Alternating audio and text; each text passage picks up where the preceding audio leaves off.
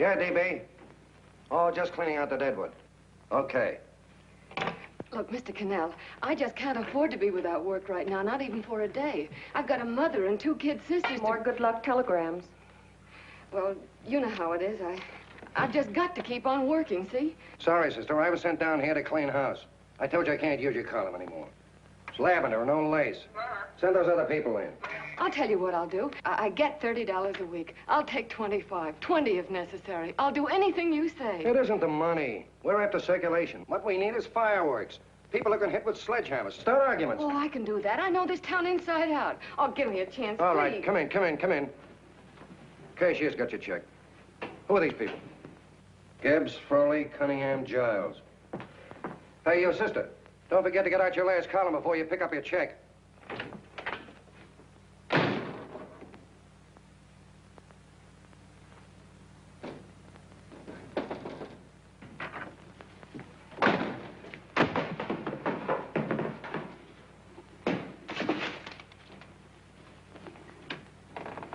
You're a couple of sticks shy in your column, man. Big rich slob like D.B. Norton buys a paper and 40 heads are chopped off. Did you get it, too? Yeah. You too? Oh, Joe. Oh, I'm sorry, darling. Why don't we tear the building down? Before you do, Ann, perhaps you'd better finish this column. Yeah, lavender and old lace. Wait, Joe. Wait. Wants fireworks, huh? Okay.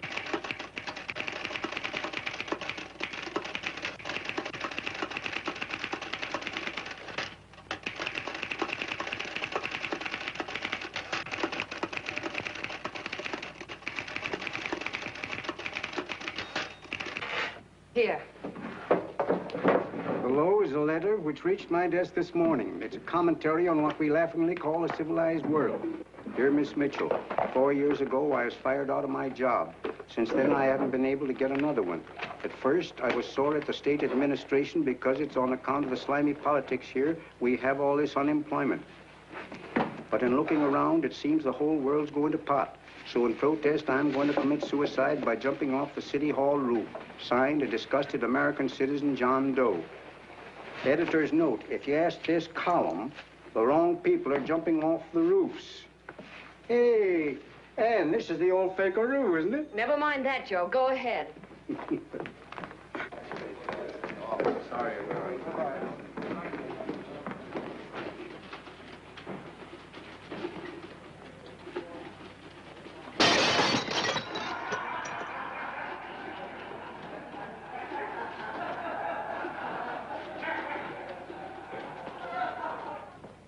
And it's because of the slimy politics that we have all this unemployment here. There it is. That's D.B. Norton's opening attack on the governor. Why, Jim, it's just a letter sent into a column. No, I can smell it. That's Norton. Good morning, gentlemen. Good morning, Governor. Morning, Governor. You're rather early. Governor, did you happen to see this in the new bulletin? Yes. I had it served with my breakfast this morning. Jim thinks it's D.B. Norton at work. Of course it is. Oh, come, Jim. That little item, D.B. Norton does things in a much bigger way. This is his opening attack on you, Governor. Take my word for it. What did he buy a paper for? Why did he engage a high-pressure editor like Cannell for? He's in the oil business. I tell you, Governor, he's after your scalp. All right, Jim, all right. Don't burst a blood vessel. I'll look into it. Will you get me Spencer of the Daily Chronicle, please? Yes, I saw it, Governor. If you ask me, that's a phony letter. Why, that gagger's got whiskers on it. Okay, I'll get the mayor and maybe the Chamber of Commerce to go after them. Get Mayor Lovett on the phone. Sorry, the mayor's busy on the other phone. Yes, I know, Mrs. Brewster. It's a terrible reflection on our city. I've had a dozen calls already. Spencer of the Chronicle. Hold him. Just a minute. Yes, Mrs. Brewster. I'm listening. I insist that this John Doe man be found and given a job at once. Now, if something isn't done about it, I'll call out the whole auxiliary. Yes, and the junior auxiliary, too. We'll hold a meeting and see that it is. Yes, Spencer? So, Who? The governor? Well, what about me? It's my building he's jumping off of, and I'm up for re-election, too. What are you doing? Get Cannell at the bulletin. Why, he's liable to go right past my window. Get me Cannell. What was that? What? Out the window. Something just flew by. I didn't see anything. Well, don't stand there, you idiot. Go and look. Open the window. Oh, why did he have to pick on my building? Is there a crowd in the street? No, sir. Then maybe he's caught on a ledge. Look again. I think it must have been a seagull. A seagull? What's a seagull doing around the city hall? That's a bad omen, isn't it? Oh, no, sir. The seagull is a lovely bird. It's all right, Mrs. Brewster. It was just a seagull. Can I help? Nothing's happened yet. No, I'm watching. Don't worry, Mrs. Brewster. Just leave it all to me. Spencer, I'll call you back. Hello, Canal?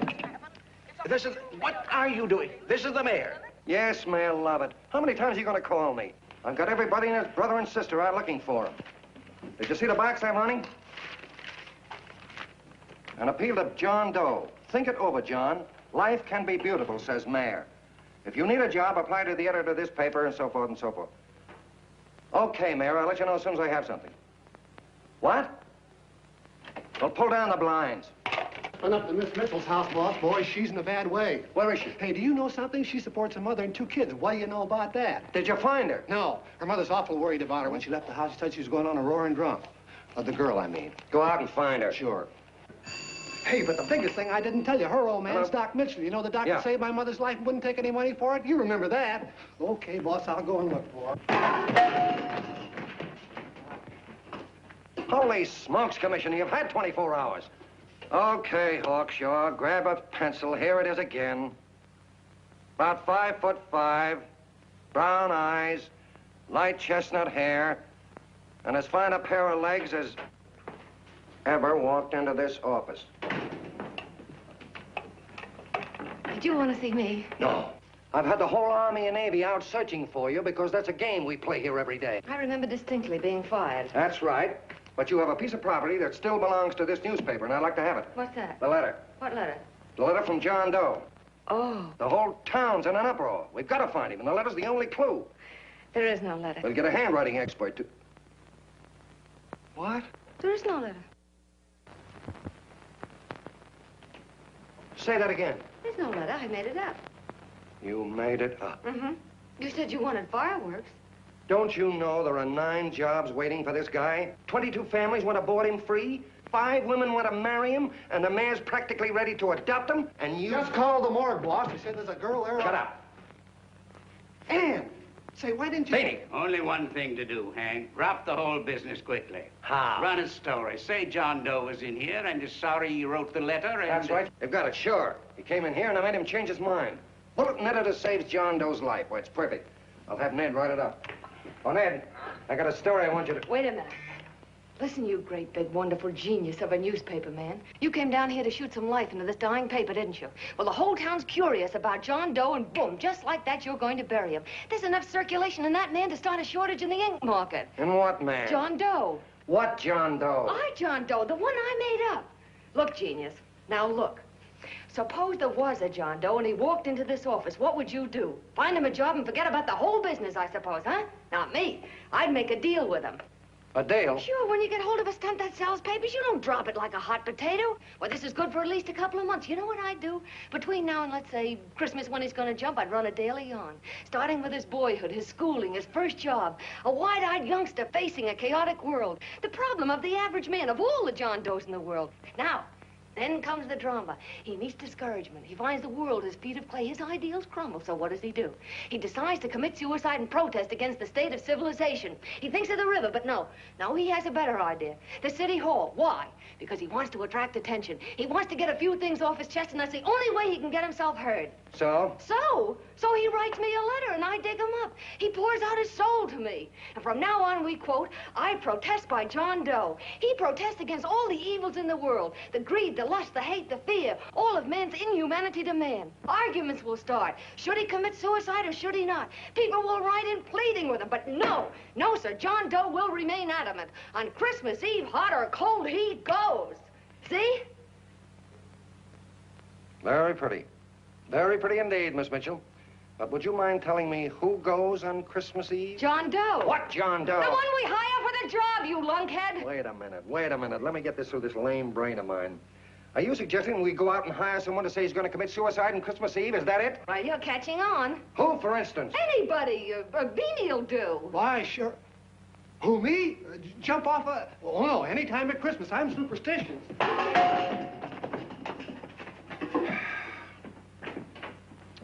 Miss Bishop, do me a favor. Will you go on out and get married and have a lot of babies, but Stay out of newspaper business. Better get that story in, Hank. It's getting late. You're supposed to be a smart guy. If it was raining $100 bills, you'd be out looking for a dime you lost someplace.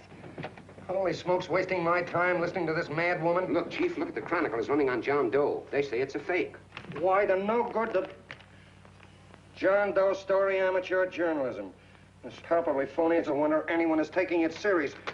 What do you think of those guys? That's fine. That's fine. Now fall right into their laps. Go ahead. Say John Doe walked in and called the whole thing off. You know what that's going to sound like on top of this. That's all, Ned. Thank you. All right. Amateur journalism, huh? Why, that bunch of sophomores. I can teach them more about... Hey, boss, get a load of this. What? Look. What do they want? They all say they wrote the John Doe letter.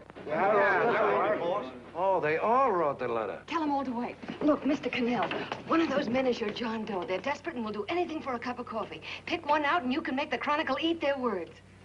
I'm beginning to like this. If you ask me, Hank, you're playing around with dynamite. No. The gal's right. We can't let the Chronicle get the laugh on us.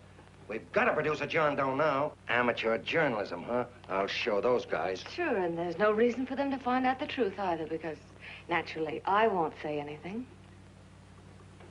Okay, sister, you get your job back. Plus a bonus. What bonus? Oh, the bonus of $1,000 the Chronicle was going to pay me for this little document. You'll find it says, I, Ann Mitchell, hereby certify that the John Doe letter was created by me. I can read. Sorry.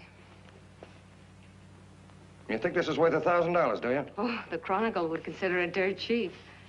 Packs everything, including a gun. Okay, sister, you got yourself a deal. Now let's take a look at the candidates. The one we pick has got to be the typical average man.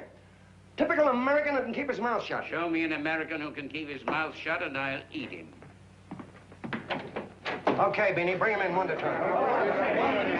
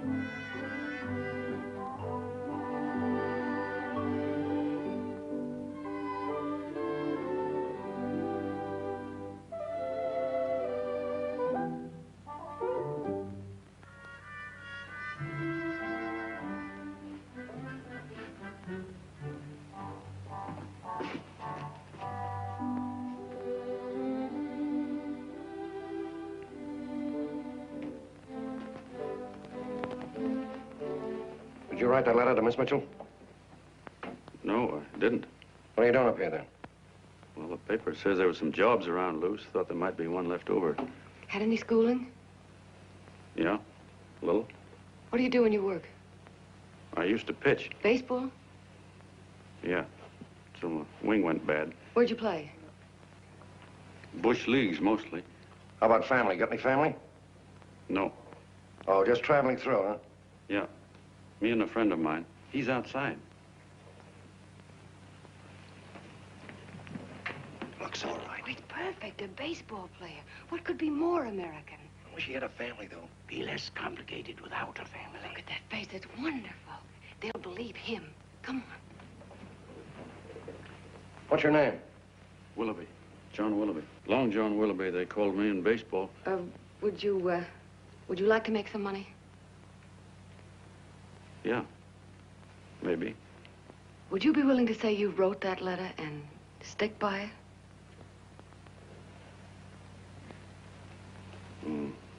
I get the idea. Yeah, maybe. That's our man. He's made to order. I don't know. He don't seem like the kind of a guy that'd fall in line. When you're desperate for money, you do a lot of things, Mr. Cannell. He's our man, I tell you. He's fainted. Come on, Get the water, quickly. Hurry up, Pop. Oh. Right here, sit down. You all right? Yeah, I'm all right. How many is that, 6?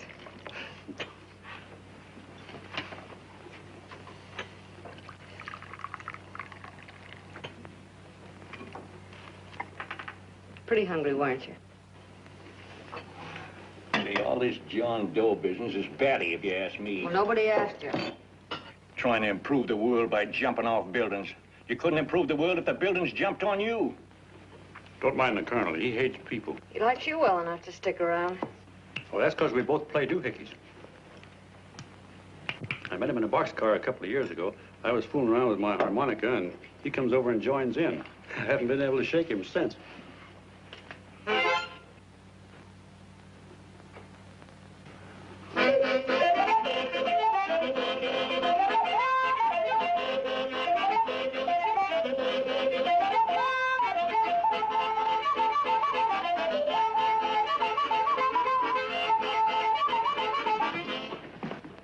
Here he is. No, you can't take pictures of him like that, eating a sandwich and with a beard. But he's going to jump off a building. Yes, but not because he's out of a job. That's not news. This man's going to jump as a matter of principle. Well, maybe you're right. We'll clean him up and put him in a hotel room under bodyguards. We'll make a mystery out of him. Did you speak to Mr. Norton? Thinks it's terrific. Says for us to go the limit. Wants us to build a bonfire under every big shot in the state. Oh, swell. Is that the contract? Yeah. What's he doing here? Friend of his. They play duets together. Duets? But can we trust him? Oh. I trust him. Oh, you trust him, eh? Well, that's fine. I suppose he trusts you, too. Oh, stop worrying. He's all right. Okay, but we don't want more than a couple of hundred people in on this thing. Now, the first thing I want is an exact copy of the John Doe letter in your own handwriting. I've got it already. Here. No, that's fine. Now, I want you to sign this agreement. It gives us an exclusive story under your name, day by day, from now until Christmas. On December 26th, you get one railroad ticket out of town. And the bulletin agrees to pay to have your arm fixed. That's what you want, isn't it? Yeah, but it's got to be by Bonesetter Brown. Okay, Bonesetter Brown goes. Here, sign it. Meanwhile, here's $50 of spending money. That's fine. Beanie? Yes, boss. Take charge of him. Get him a suite at the Imperial and hire some bodyguards. He had some new clothes, Beanie. Think we better have him deloused? Yeah. Both of them? Yes, both of them, but don't let them out of your sight. Hey, Beanie, gray suit, huh? Yeah. Okay, fellas.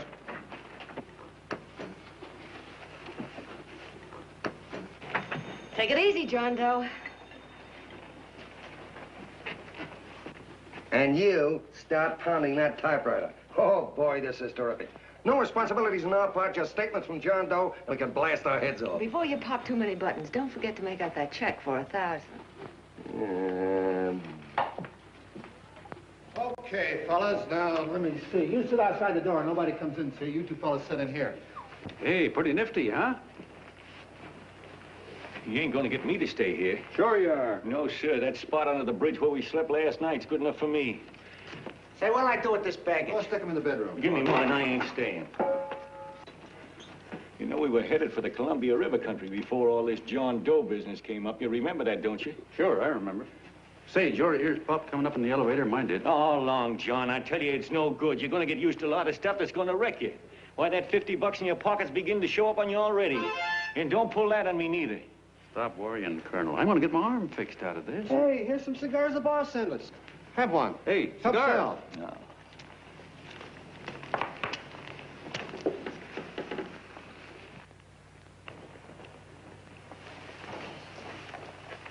Say, I'll bet you even the major leaguers don't rate an outfit like this. Here, make yourself comfortable. Paper? I don't read no papers, and I don't listen to radios either. I know the world's been shaped by a drunken barber, and I don't have to read it. I've seen guys like you go under before. Guys that never had a worry. Then they got a hold of some dough and went goofy. The first thing that happens Hey, to a did you guy... get a load of the bedroom? No. The first thing that happens to a guy like that, he starts wanting to go into restaurants and sit down at a table and eat salads and cupcakes and tea. Boy, what that kind of food does to your system.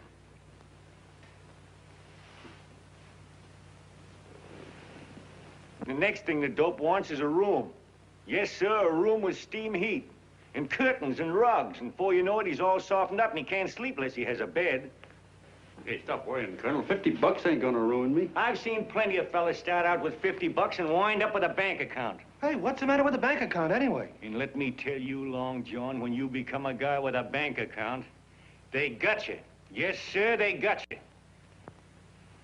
Who's got him? The helots. Who? Hey, there's the City Hall tower I was supposed to jump off of. It's even higher than this. Who's got him? The helots. Woo! Hey, wait a minute! You're not supposed to jump on Christmas Eve. Do you want to get me in a jam? If it's going to get you in the jam, we'll do you a favor. I won't jump. And when they got you, you got no more chance than a road rabbit. Hey, who'd you say was gonna get him? Say, is this one of those places where you ring if you want something? Yeah, just use the phone. Boy, I've always wanted to do this. Hey, Doc, look. Look, Doc. Give me that again, will you? Who's gonna get him? The helots. Who are they? Listen, sucker, you ever been broke? Sure, mostly often. All right. You're walking along. Not a nickel in your jeans. You're free as the wind. Nobody bothers you. Hundreds of people pass you by in every line of business. Shoes, hats, automobiles, radios, furniture, everything. And they're all nice, lovable people. And they let you alone. Is that right? Then you get a hold of some dough, and what happens? All those nice, sweet, lovable people become helots. A lot of heels.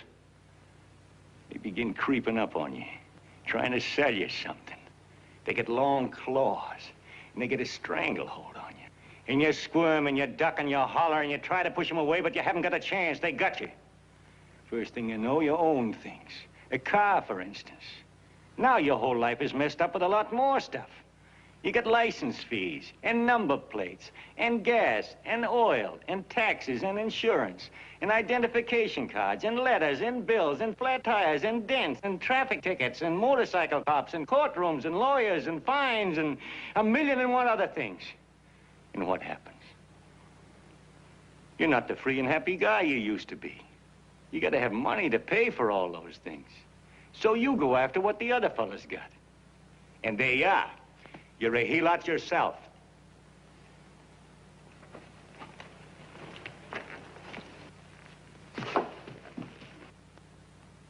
You win, Colonel. Here, take the 50. Go out and get rid of it. You bet I will, just as fast as I can. I'm gonna get some canned goods, a fishing rod, and the rest I'm gonna give away. Give away? Hey, get me a pitcher's glove. I gotta get some practice. Say, he's giving it away. I'm gonna get me some of that. Hey, come back here, you helot. Will you send up 5 hamburgers with all the trimmings, 5 chocolate ice cream sodas, and 5 pieces of apple pie? No, apple with cheese. Yeah, thanks.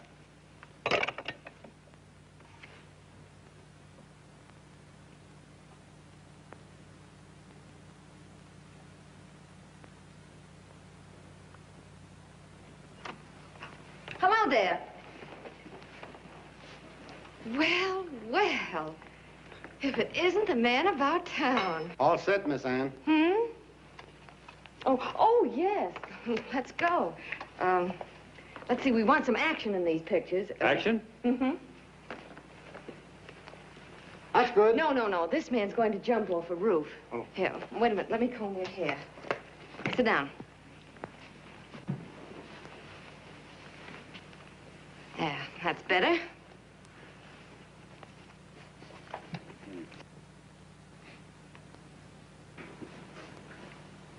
You know, he's got a nice face, hasn't he? Yeah, he's pretty. Here, sit down, quiet egghead. All right, now a serious expression. Can't. I'm feeling too good. Oh, come on now, this is serious. You're a man disgusted with all of civilization. With all of it? Yes, you're sore at the world. Come on now. Oh, crabby guy, huh? Yeah. No.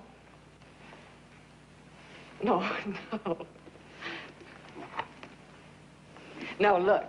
You don't have to smell the world. Well, all those guys in the Never picture mind stand... those guys. All right, stand up. Now, let's see what you look like when you protest. Against what? Against anything, just protest. You got me. Oh, look, I'm the umpire, and you just cut the heart of the plate with your fast one, and I called it a ball. What would you do? Oh, you did, huh? Yeah. Why can't you call him right, you boneheaded... Grab it, Eddie, grab it!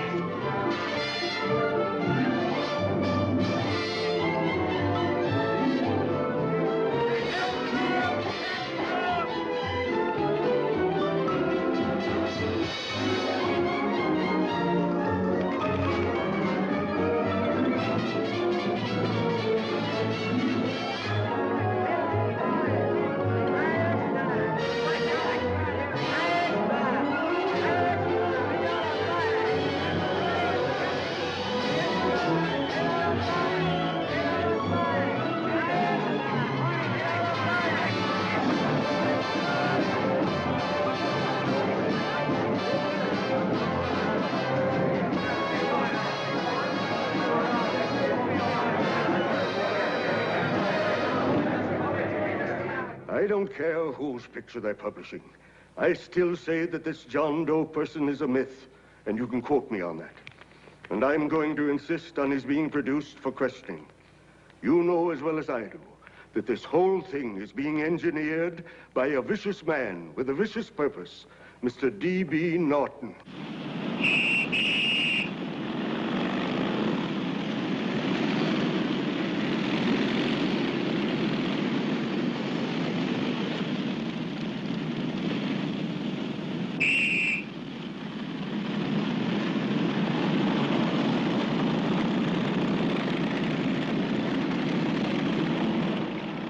And Miss Mitchell are at the house. Oh, they are? All right, come on. Personally, I think it's just plain stupidity to drop it. Now, you should see his fan mail, thousands. Why, it's going over like a house of fire. What are you afraid of, Canal? It's doubled our circulation. Yeah, but it's got everybody sore. Ads are being pulled. The governor's starting a libel suit. What's more, they all know John Doe's a phony, and they insist on seeing Well, what about it? Let them see him. We'll go on one better. They can also hear him. You own a radio station, Mr. Norton. Why not put him on the air? Watch out for this dame, DB. She'll drive you batty. Oh, Look, what? we can't let him get to this Bush League pitcher and start pumping him. Good night. Now, tell him what that screwball might do. I walk in yesterday, here he is, standing on a table with a fishing pole, fly casting. Take my advice and get him out of town before this thing explodes in our faces. If you do, Mr. Norton, you're just as much of a dumb cluck as he is. Excuse me. No, you got yourself a meal ticket and you hate to Sure, let go. it's a meal ticket for me, I admit it, but it's also a windfall for somebody like Mr. Norton who's trying to crash national politics. That's what you bought the newspaper for, isn't it? You want to reach a lot of people, don't you? Well, put John Doe in the air and you can reach 130 million of them. He can say anything he wants and they'll listen to him. All right, we'll forget the governor and the mayor and all the small fry like that. This can arouse national interest. If he made a hit around here, he can do it every place else in the country. And you'll be pulling the strings, Mr. Norton. Go down to the office and arrange for some radio time. What, DB, you're not going to I want it as soon as possible. Okay. I just came in to get warm myself. Come on, let's go. Don't you go. I want to talk to you.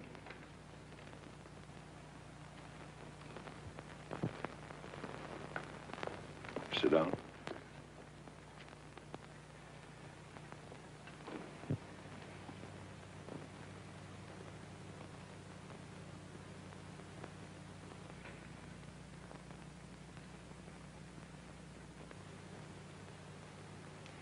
Hey, this John Doe idea was yours, huh? Yes, sir.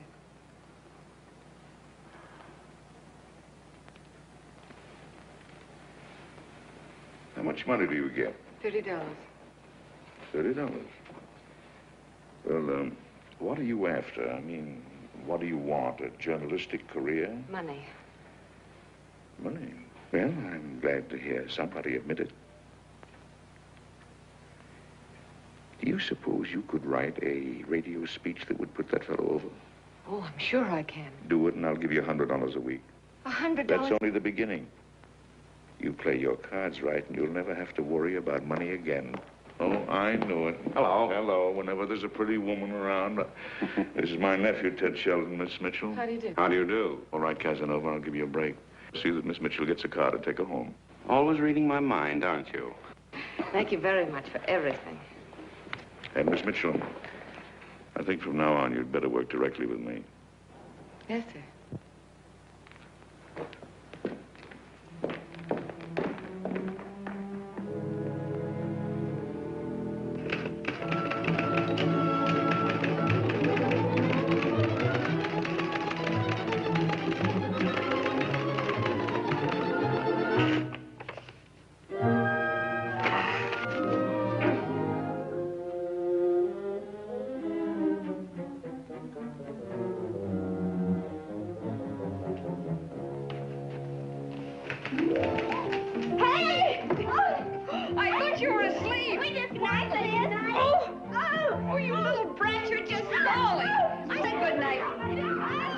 Come, children. It's past your bedtime. Go on, Mama. Come on. Now, scooch off the Stay forward through me. I'm done. I'll never get this speech right. Oh, yes, you will, Ann, dear. You're very clever. Yeah, I know. What are you looking for? Your purse, I need $10. What for? I gave you 50 just the other day. Yes, I know, dear, but Mrs. Burke had her baby yesterday. 9 pounds. And there wasn't a thing in the house. And then the community chest lady came. And the 50's all gone, huh? Who's the 10 for? The Websters. The Websters. You remember those lovely people your father used to take care of. I thought I'd buy them some groceries. Oh, Anne, dear, it's a shame those... You're marvelous, Ma. You're just like Father used to be. Do you realize a couple of weeks ago we didn't have enough to eat ourselves? Well, yes, I know, dear, but these people are in such need. And we have plenty now. If you're thinking of that $1,000, forget it. It's practically all gone. We owed everybody in town. Now, you just got to stop giving all your money away. Oh, Anne, dear. Oh, I'm sorry, Ma. Oh, don't pay any attention to me. I guess I'm just upset about all this. Gee whiz, here I am with a great opportunity to get somewhere, to give us security for once in our lives, and I'm stuck. If I could put this over, your Mrs. Burke can have 6 babies. You mean this speech you're writing? Yeah, I don't know. I simply can't get it to gel. I created somebody who's going to give up his life for a principle. Hundreds of thousands of people are going to listen to him over the radio. And unless he says something that's, well, that's sensational, it's just no good. Well, honey, of course, I don't know what kind of a speech you're trying to write, but judging from the samples I've read, I don't think anybody will listen. What? Darling, there's so many complaining political speeches. People are tired of hearing nothing but doom and despair on the radio. If you're going to have him say anything, why don't you let him say something simple and real, something with hope in it? If your father were alive, he'd know what to say. Oh, yeah. Father certainly would. Wait a minute.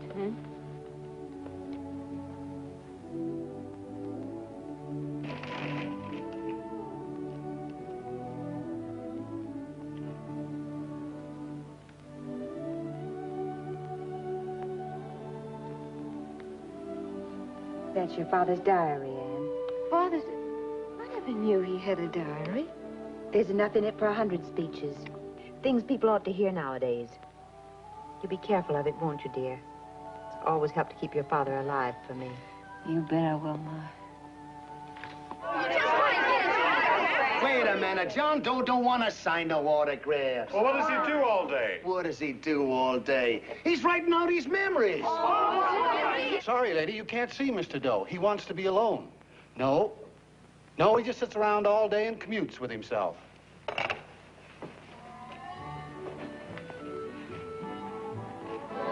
Oh!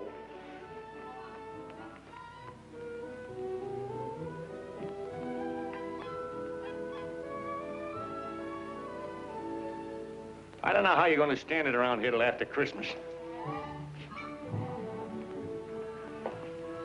I'll bet you ain't heard a train whistle in 2 weeks.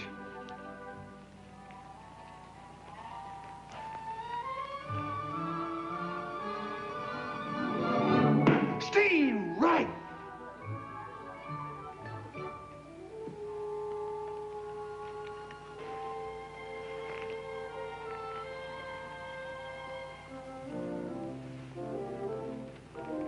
I know why you're hanging around.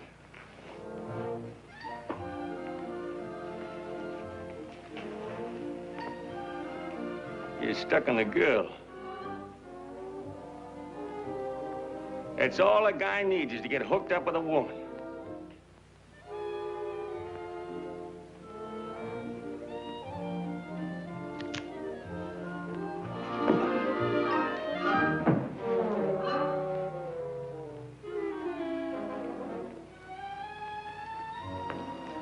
What was that, a single? First baseman dropped the ball. Butterfingers. Tough luck, pal.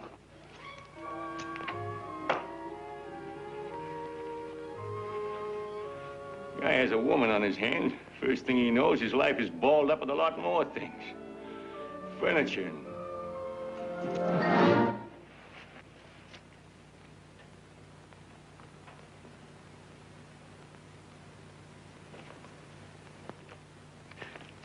Did you get him? You're out. Swell. What's this, the end of the 8th? 9th.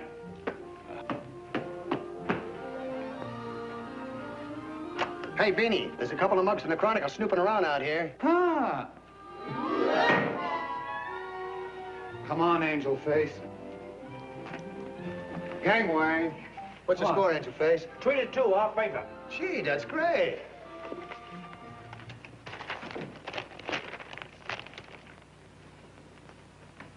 Hey, you got swell form there. Must have been a pretty good pitcher. Pretty good. Say, I was just about ready for the major leagues when I chipped a bone in my elbow. I got it pitching a 19-inning game. 19? Yeah. There was a major league scout there watching me, too. And he came down after a game of the contract. You know what? I couldn't lift my arm to sign it. I'll be okay, though, as soon as I get it fixed up. It's too bad. What do you mean, too bad? Huh? Oh, that you'll never be able to play again. What are you talking about? I just told you I was going to get... Well, you know how they are in baseball if a guy's mixed up in a racket. Racket? What do you mean? Well, I was just thinking about this John Doe business. Why, as soon as it comes out it's all a fake, you'll be washed up in baseball, won't you? Yeah. Really doggone. I never thought about that.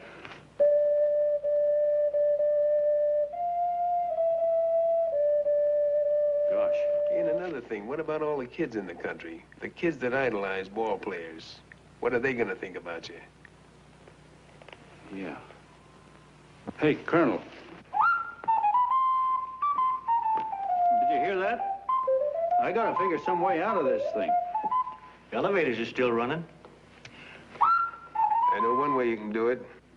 How? Well, when you get up there on the radio, all you have to do is to say the whole thing's a frame-up. Make you a hero sure as you're born. Yeah, but how am I gonna get my arm fixed? Well, that's a cinch. I know somebody that'll give you $5,000 just to get up on the radio and tell the truth. $5,000? Yeah, $5,000, and he gets it right away. You don't have to wait till Christmas. Look out, Long John. They're closing in on you. Say, who's putting up this dough? Fellow runs the Chronicle. Here's the speech you make, and it's all written out for you. $5,000. Holy mackerel, I can see the helots coming, the whole army of them. It's on the level.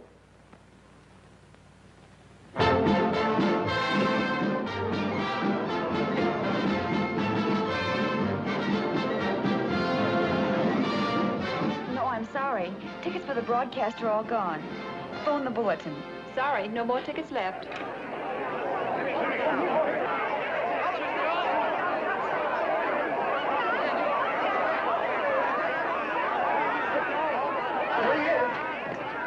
Hello, John. All set for the big night?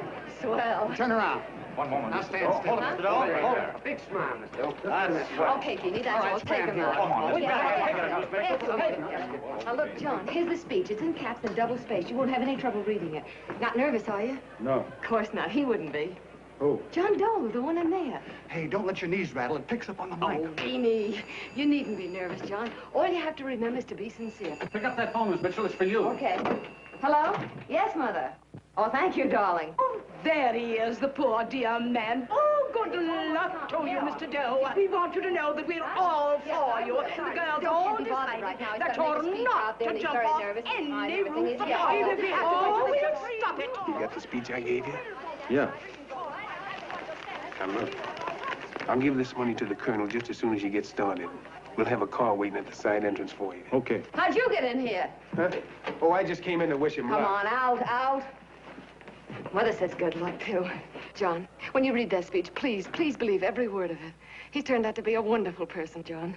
Who? John Doe, the one in the speech. Oh. You know something? I've actually fallen in love with him. All right, there he is, sister. Now, come on, plenty of both. What's the idea? No, that's too much. Not so much. Come on, that's it. Oh, this is no time for cheap publicity, Mr. Cannell. Listen, if that guy lays an egg, I want to get something out of it. I'm getting a Jane Doe ready. Oh, come on. Here. Will you, fellas? Here you Give me a are. All right, chance. that's I enough. have to raise just one more. Well, that's fine, honey. You go ahead. After you can computer and everybody, go ahead. How you doing? Oh. All right, Benny, bring him in.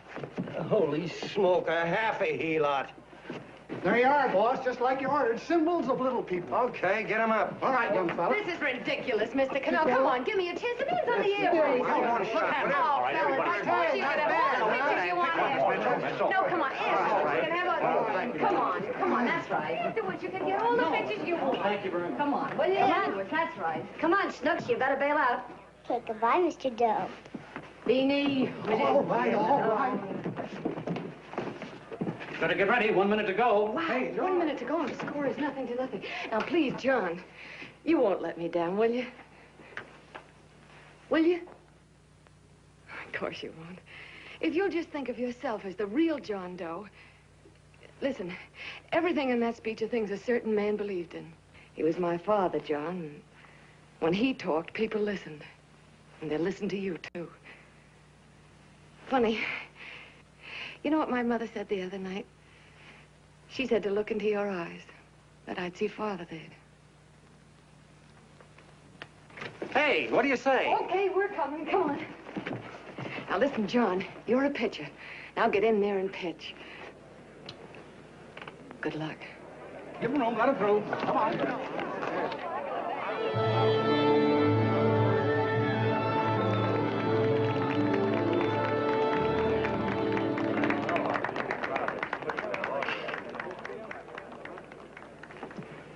Hey, let's get out of here. There's the door right there. Hey, what are you doing here? That's what I'd like to know. Come on, out. Hey, he's a friend of mine. Never mind, let him alone. He's all right. I'll be right over there pulling for you. No, John, over here.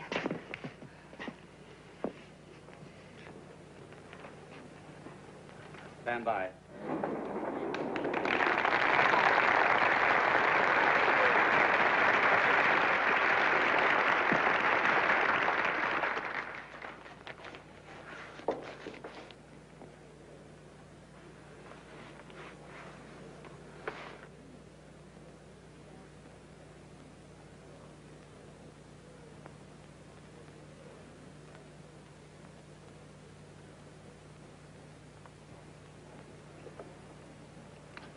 Phone the Chronicle. Tell them to start getting those extras out.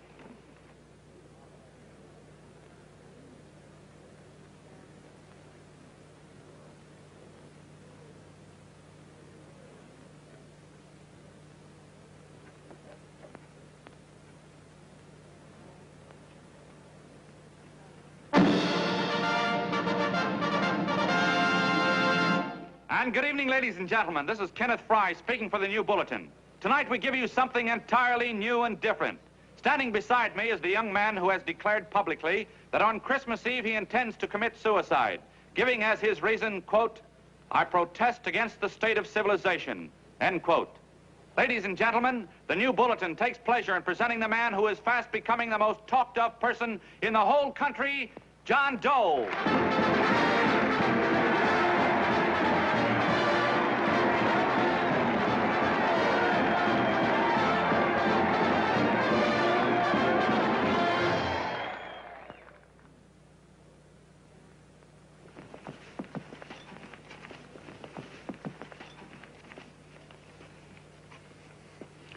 Ladies and gentlemen, I am the man you all know as John Doe. I took that name because it seems to describe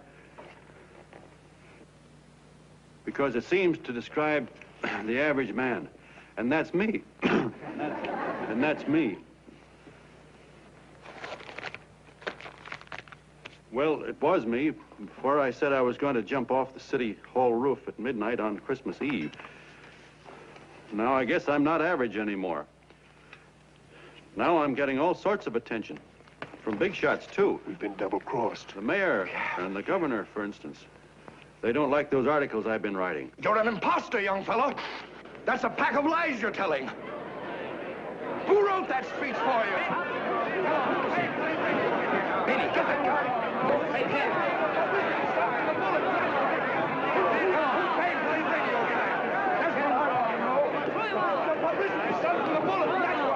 Spencer.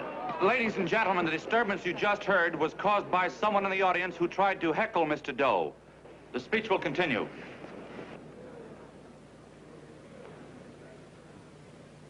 Well, people like the governor and that fella there can stop worrying. I'm not going to talk about them. I'm going to talk about us, the average guys, the John Does. If anybody should ask you what the average John Doe is like, you couldn't tell him because he's a million and one things. He's Mr. Big and Mr. Small. He's simple and he's wise. He's inherently honest, but he's got a streak of larceny in his heart. He seldom walks up to a public telephone without shoving his finger into the slot to see if somebody left a nickel there.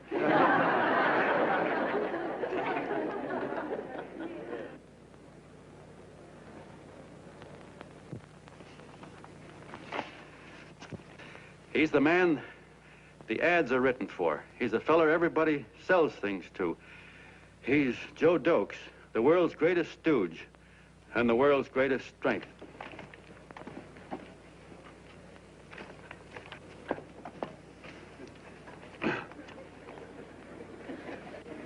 Yes, sir. Yes, sir, we're a great family, the John Does. We are the meek who are supposed to inherit the earth. You'll find us everywhere. We raise the crops, we dig the mines, work the factories, keep the books, fly the planes, and drive the buses. And when a cop yells, "Stand back there, you," he means us, the John Does. What kind of a speech is that? Didn't you read it? We've existed since time began. We built the pyramids. We saw Christ crucified, pulled the oars for Roman emperors, sailed the boats for Columbus, retreated from Moscow with Napoleon, and froze with Washington at Valley Forge. Yes, sir. We've been in there dodging left hooks since before history began to walk. In our struggle for freedom, we've hit the canvas many a time, but we always bounce back because we're the people, and we're tough.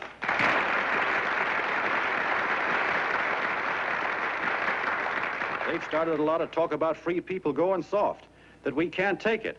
That's a lot of hooey. A free people can beat the world at anything, from war to tiddlywinks, if we all pull in the same direction.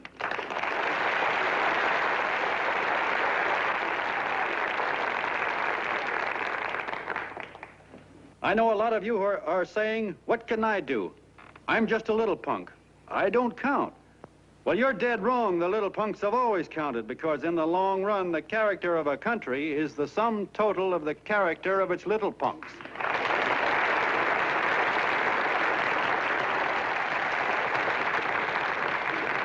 But we've all got to get in there and pitch. We can't win the old ball game unless we have teamwork. And that's where every John Doe comes in. It's up to him to get together with his teammate. And your teammate, my friends, is the guy next door to you. Your neighbor. He's a terribly important guy, that guy next door. You're going to need him, and he's going to need you, so look him up. If he's sick, call on him. If he's hungry, feed him. If he's out of a job, find him one. To most of you, your neighbor is a stranger, a guy with a barking dog and a high fence around him. Now, you can't be a stranger to any guy that's on your own team. So tear down the fence that separates you. Tear down the fence, and you'll tear down a lot of hates and prejudices. Tear down all the fences in the country, and you'll really have teamwork.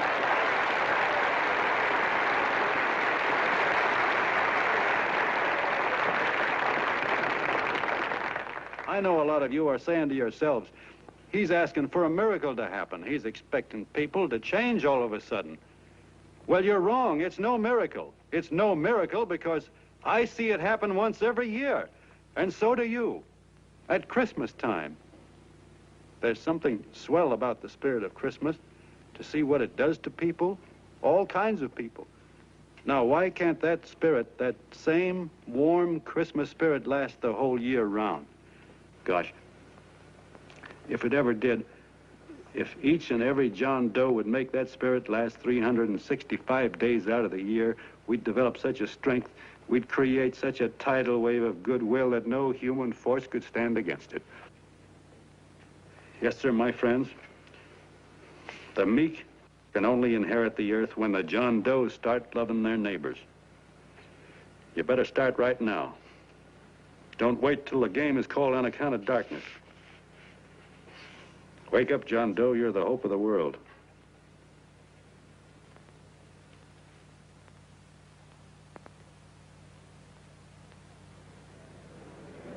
John, you're a wonder.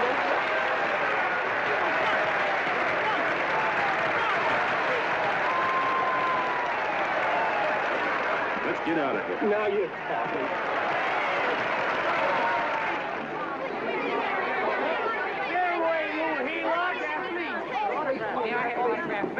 Hey!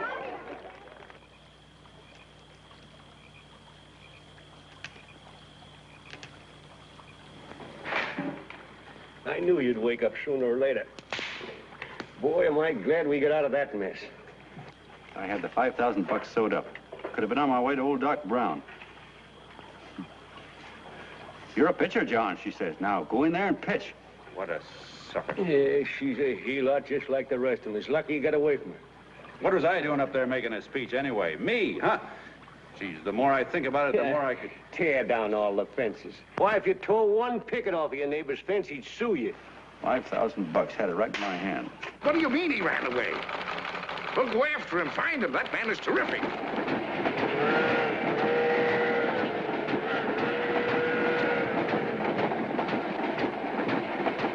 Columbia River, here we come.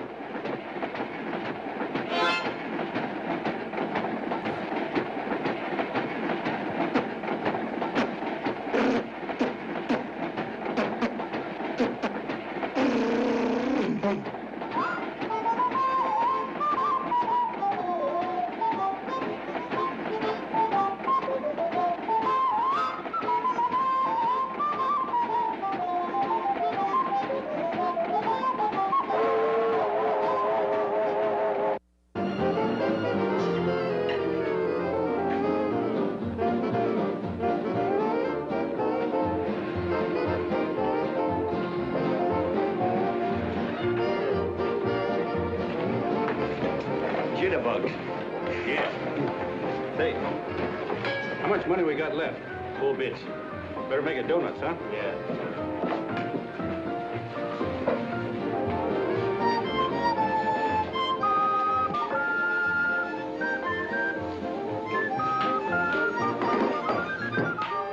What'll it be, gents?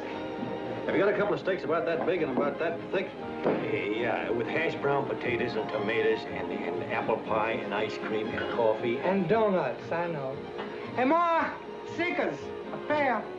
Fingers a pair coming up. Glad he took the tea out of that.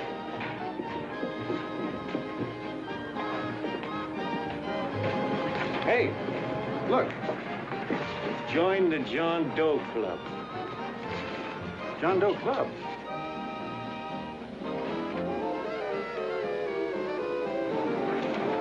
Uh-oh. You John Doe? Who? John Doe. Ah, you need glasses, buddy. Oh, but Jay, it's a spitting image of John Doe. Yeah, but his name is Willoughby. Oh, I'm John Willoughby. I'm a baseball player. Sure. Oh, no, I'd know that voice anyway. You can't kid me. You John Doe. Hey, Ma! Ma! That's John Doe. John Doe. Yeah, sitting right there, big as life. Who'd you say it was? John Doe, the big guy there. Pictures in the paper. That's John Doe. John Doe. John Doe. Sitting right there, John Doe. Hey, operator. Dan's Beanery. Look, call everybody in town. John Doe was just in my place. Yeah, he ordered donuts.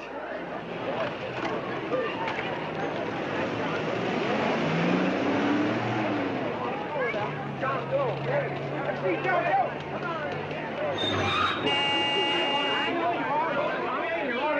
John Doe, we're all neighbors. But my office is packed like a sardine box. What does John Doe look like, Mr. Mayor? Oh, he's one of those great big outdoor type men. No, you can't see him. You didn't vote for me the last time. Shame on you. What are you doing there? Get off my front porch anyhow. Mr. Norton come yet? Oh, well, I wonder where he's at. What's keeping him? He should have been here 15 minutes ago. Oh, there he comes now. Now, everybody on your dignity. Don't do anything to disgrace us. A little town, but we got to show off. Better let me talk to him. All right, but present it to him as a great cause for the common man. Ah, here they come. Now, give him room down there. Give him room, folks. Come on now. Come on. Here they come. Here they come. Here's Mr. Norton. How do you do, Mr. Norton? I'm Mayor Hawkins. Here, Mr. Norton.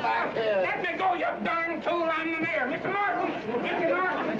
Mr. Norton. I'm Mayor Hawkins. Your office telephoned me to hold him. Well, that's fine. How is he? Oh, he's fine. He's right in my office there. You know, it's a big honor having John Doe here, and you too. Haven't had so much excitement since the old city hall burned down. People are so excited and the electorate goes off. Oh, Matilda, darling, phone the newspapers, tell them Mr. Norton's here. Step right inside, Mr. Norton. My office. Very comfortable here, Mr. Norton. Just had it air conditioned. Gangway, please. Get room for Mr. Norton. Gangway. Gangway. Here he is, Mr. Norton. Well taken care of. The neighbors are serving him a light lunch. Hello, John. Well, Mr. Mayor, if you don't mind, we'd like to talk to him alone. Why, certainly, certainly. All right, everybody. Clear out. No, but you will. Everybody, quickly now. Come on. Come on. Come on. That's it. All right. All right.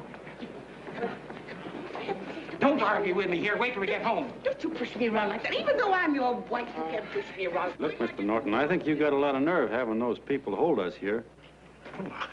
There's nobody holding you here, Mr. Doe. It's only natural that There's nobody holding us here. Let's get going.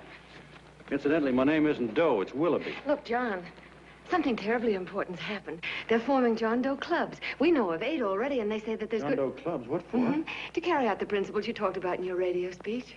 I don't care what they're forming. I'm on my way, and I don't like the idea of being stopped either. Oh, but you don't know how big this thing is. You should see the thousands of telegrams we've received and what they're saying about you. Look, it started as a circulation stunt, didn't it? Well, you got your circulation. Now, why don't you let me alone? Oh, it started as a circulation stunt, but it isn't anymore. Mr. Norton wants to get back of it and sponsor John Doe clubs all over the country. He wants to send you on a lecture tour. Me? Uh-huh. Well, certainly, with your ability to influence people, it might grow into a glorious movement. Say, let's get something straight here. I don't want any part of this thing.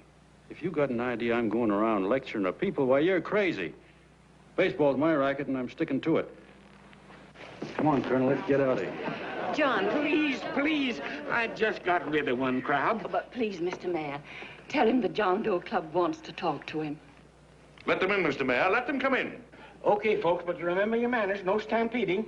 Walk slow, like you do when you come to pay your taxes.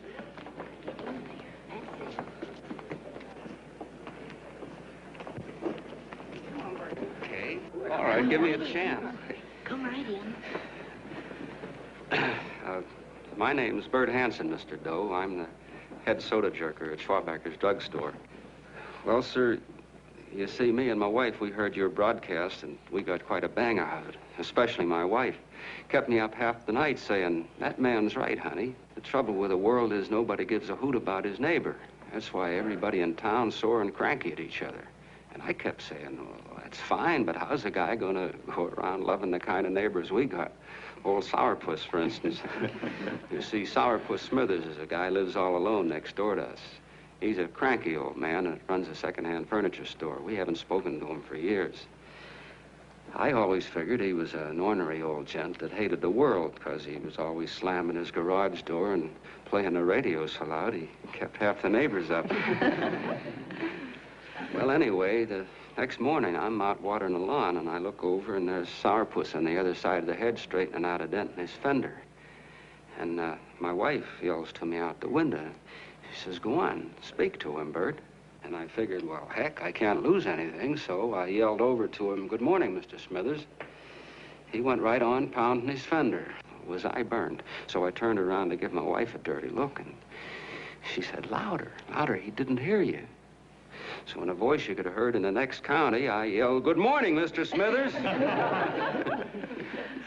Well, sir, you could have knocked me over with a feather.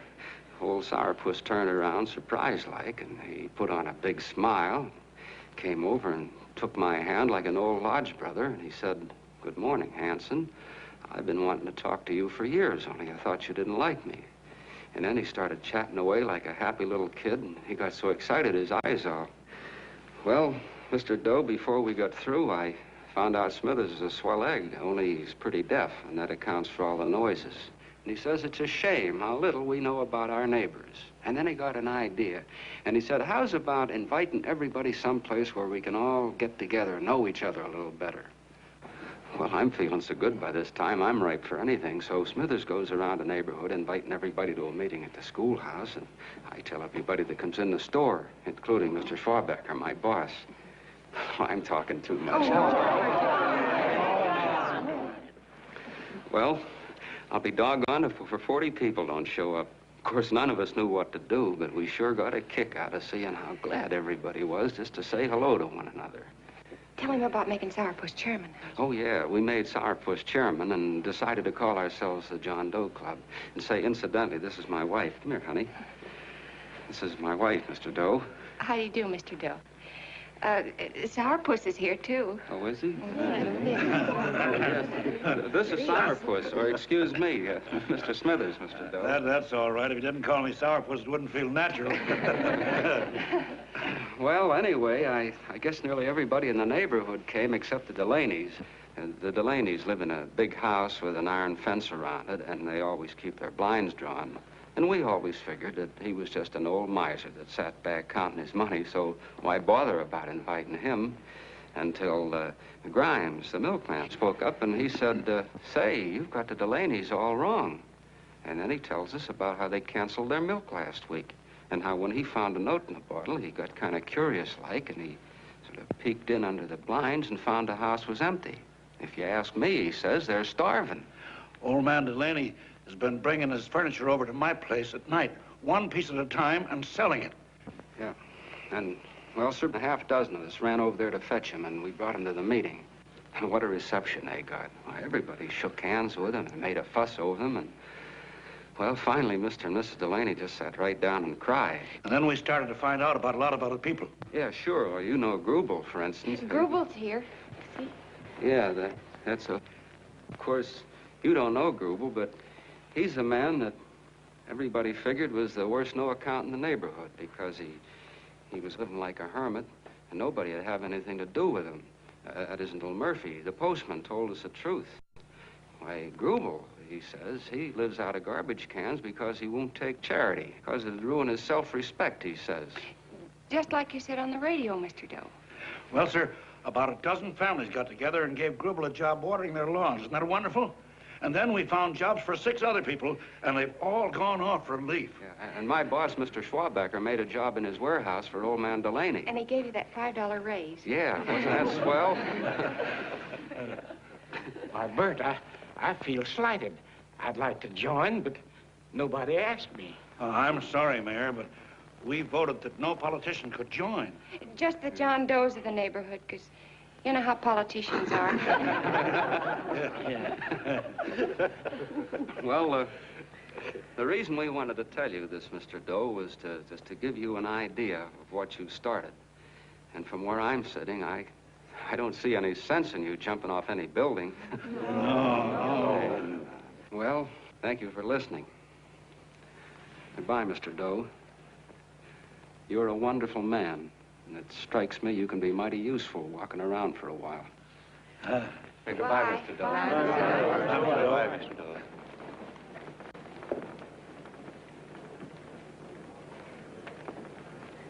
I'm Mrs. Delaney, Mr. Doe. And God bless you, my boy.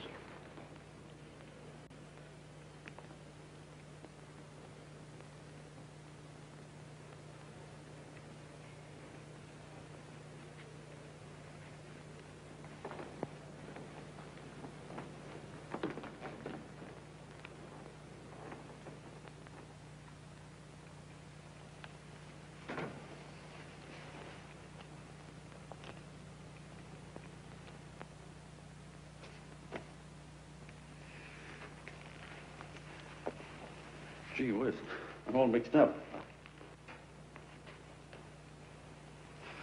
I don't get it. Look, all those swell people think I'm going to jump off a building or something. I never had any such idea. Gosh. The fellow'd have to be a mighty fine example himself to go around telling other people how to... Say, look, what happened the other night was on account of Miss Mitchell here. She wrote the stuff. Don't you see what a wonderful thing this can be? But we need you, John. You're hooked. I can see that right now. They got you. Well, I'm through. For 3 years, I've been trying to get you up to the Columbia River country. First, it was your glass arm. Then it was the radio. And now it's the John Doe clubs. Well, I ain't waiting another minute. Gangway, you helots. Hey, Colonel, wait a minute. Hey, Colonel! I want you personally to go along with John Doe and Miss Mitchell and handle the press and the radio. Me? Yes, I don't want to take any chances. And Johnson. Yes, Stevie? Your crew will do the mop-up job. They'll follow John Doe into every town, see that the clubs are properly organized and the charters issued. Right. There are only 8 flags up there now. I want to see that map covered before we get through.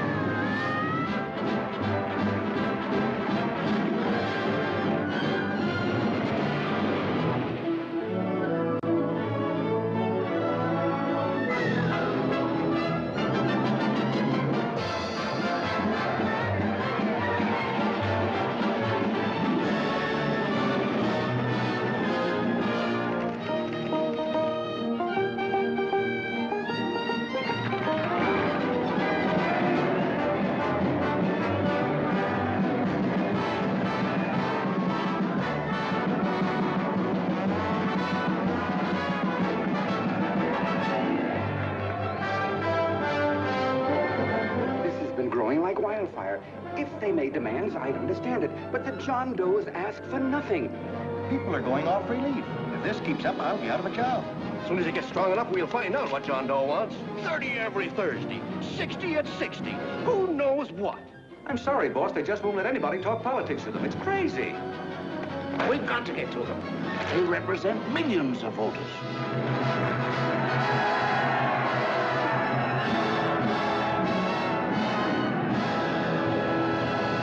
I tell you, ladies and gentlemen, this thing has been nothing short of a prairie fire.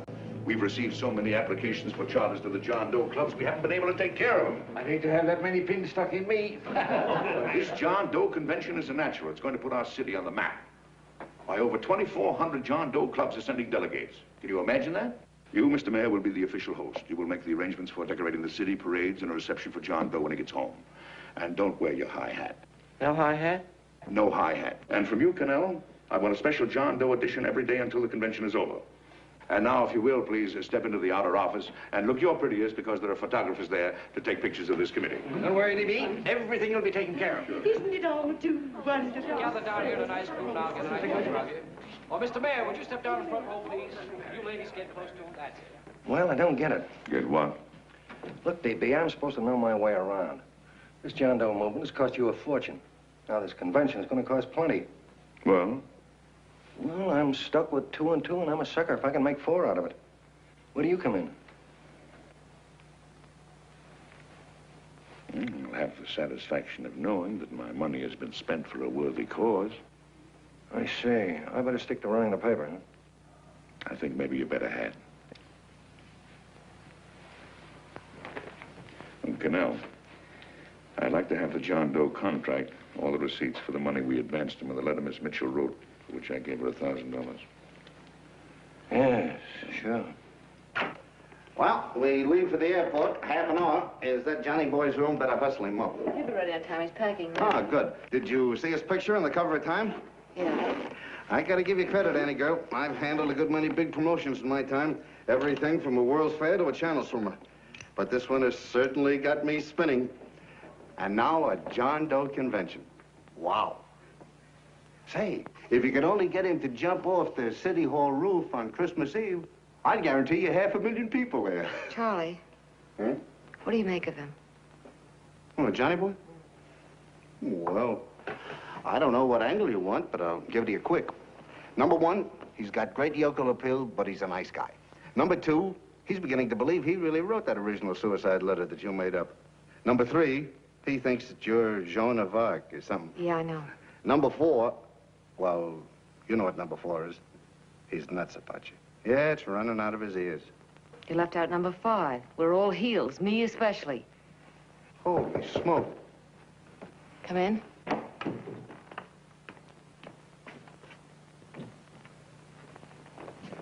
Small pack. Good. I'll go and get Beanie Boy. Okay, Charlie boy.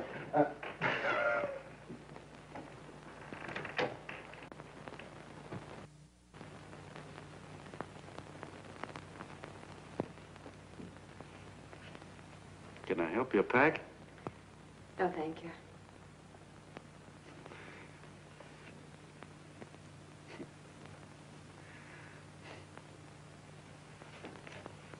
You care if I sit down out here? No.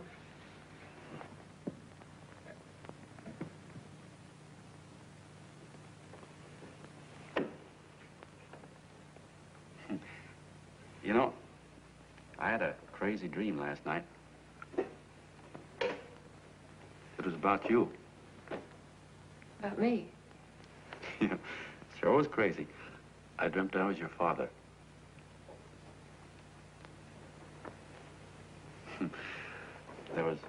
There was something I was trying to stop you from doing.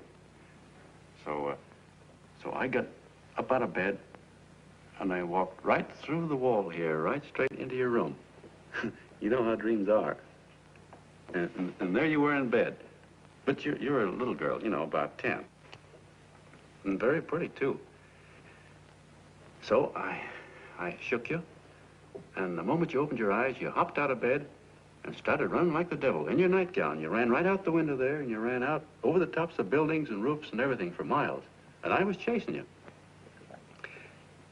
And And all the time you were running, you kept growing bigger and bigger and bigger, and pretty soon you were as big as you are now, you know, grown up.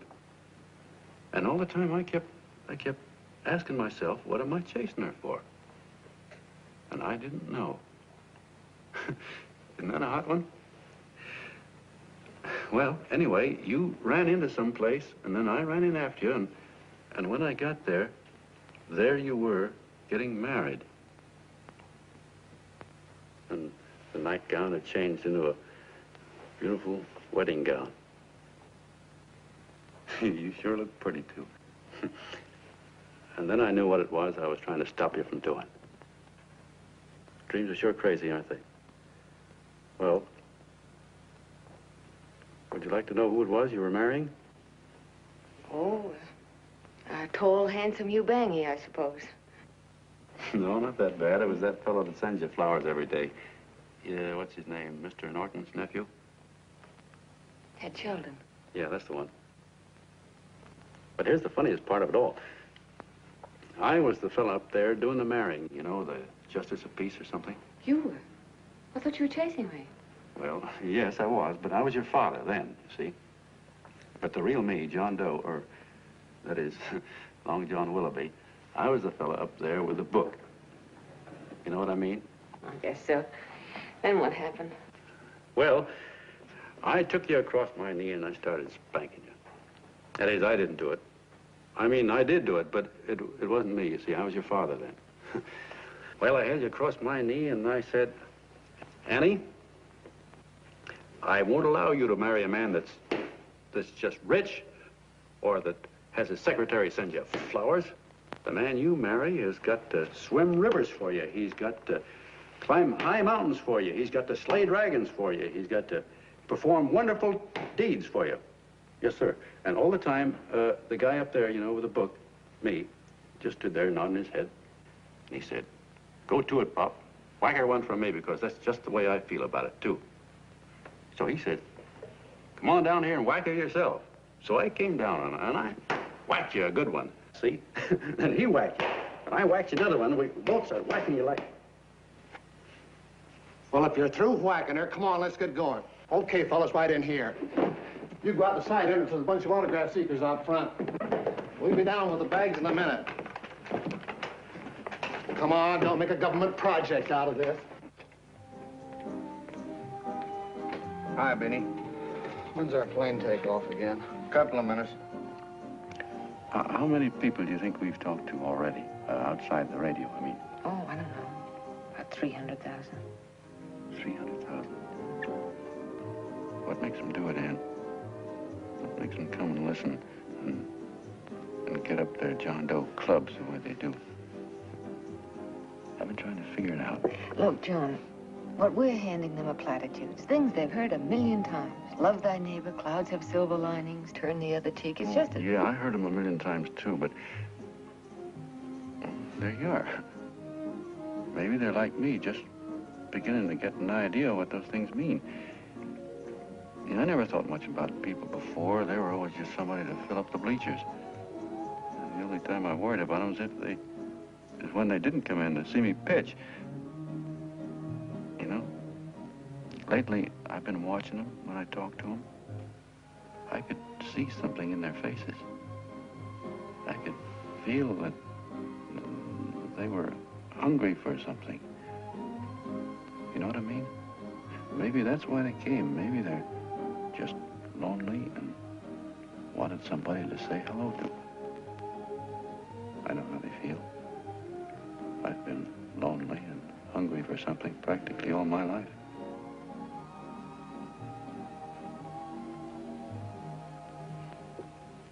All aboard, folks. Yeah, that's true. Oh, somebody else sitting here? No, that's your seat. And this is your coat. Mine? A little token of appreciation. Oh. Oh, it's beautiful, D.B. Well, I don't quite know what to say. Well, don't say anything at all. Just sit down. Oh. Go ahead, open it. Oh. lovely. And a new contract goes with it. Well, come on, spring it. You've got something on your mind. It must be stupendous. You know, that's what I like about it. Right to the point, like that. All right, Practical Annie, here it is. Tomorrow night, before a crowd of 15,000 people and talking over a nationwide radio hookup, John Doe will announce the formation of a third party. A third party? Yes, the John Doe Party. Devoted entirely to the interests of all the John Does all over the country, which practically means 90% of the voters. He will also announce the third party's candidate for the presidency. A man whom he personally recommends, a great humanitarian, the best friend the John Does have. Mr. D.B. Norton. Yes.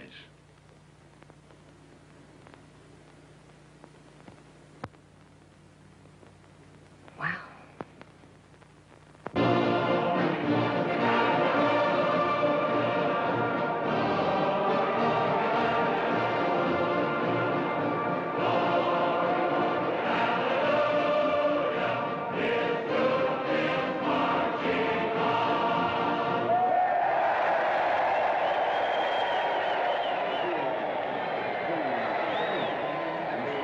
And although the opening of the convention is hours off, the delegates are already pouring into the ballpark by the droves, with lunch baskets, banners, and petitions asking John Doe not to jump off any roof. No matter how you look at it, it's still a phenomenal movement. These John Does, or the hoi polloi, as you've heard people call them, have been laughed at and ridiculed, but here they are, gay and happy, having traveled thousands of miles, their expenses paid by their neighbors, to come here to pay homage to their hero, John Doe. And in these days of wars and bombings, it's a hopeful sign that a simple idea like this can sweep the country. An idea based on friendliness, on giving and not taking, on helping your neighbor and asking nothing in return. And if a thing like this can happen, don't let any of your grumbling friends tell you that humanity is falling apart. This is John B. Hughes, signing off now and returning you to our main studio until 9 o'clock, when the convention will officially open. Oh, John, come in. Say, I'm kind of... It's raining out a little. That's all right. It's good to see you. Sit down. Thanks.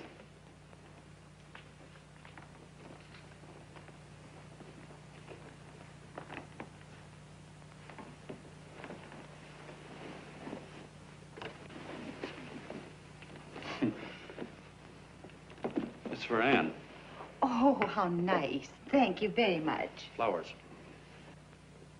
I'm terribly sorry she isn't here. She isn't? No, she just left. I'm surprised you didn't run into her. She went over to Mr. Norton's house. Oh. Did you want to see her about something important? Yeah, well, no, it'll wait. Say, he's a nice man, isn't he? Mr. Norton, I mean. He's done an awful lot for the...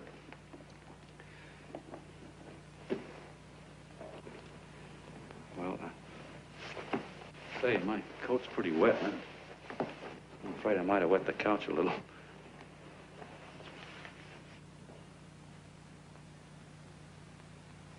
Well, I guess I'll see her at the convention later. Yes, of course. I'll see that she gets the flowers. Thanks.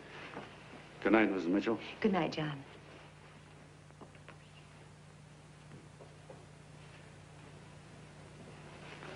Say, Miss Mitchell, I'm kind of glad Anne isn't here.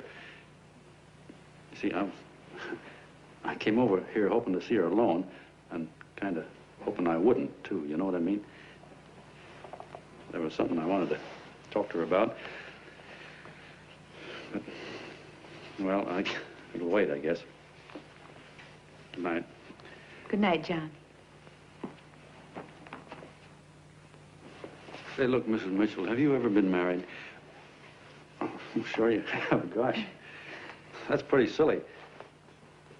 But I guess you must think I'm kind of batty.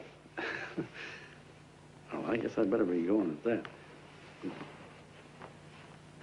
John, my husband said, I love you. Will you marry me? You did? What happened? I married him. Well, yeah, that's what I mean, see? It was easy as all that, huh? Uh-huh. Yeah, but look, Mrs. Mitchell, you know, I love Ann, and it's going to be awfully hard for me to say it because, well, you know, she's so wonderful. And, well, the best I ever was a Bush League pitcher. And, you know, I think she's in love with another man, the one she made up. You know, the real John Doe. Well, that's pretty tough competition. I bet you he'd know how to say it all right. On me, I get up to it and around it and in back of it, but I never get right to it. You know what I mean? So the only chance I've got is, well, if somebody could kind of give her a warning, sort of prepare her for the shock. You mean you'd like me to do it? Well, I was thinking that, yeah, you know, sort of break the ice. Of course I will, John. Gee whiz. Thank you, Mrs. Mitchell. Hey, you're okay.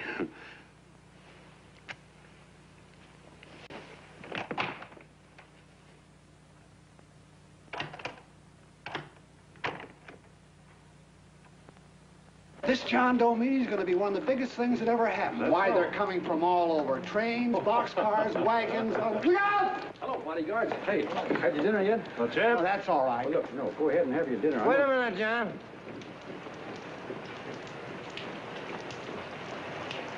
Hello, Mr. Connell. How are you, John? John, I want to have a little talk with you. What's the matter? Are you falling? Come on. Hey, boss. Oh, quiet. Say, tell me something. Did you read the speech you're going to make tonight?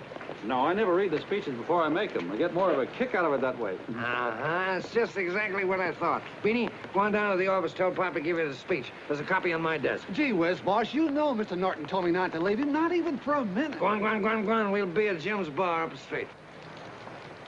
You're a nice guy, John. I like you. You're gentle. I always like gentle people. Me, I'm hard.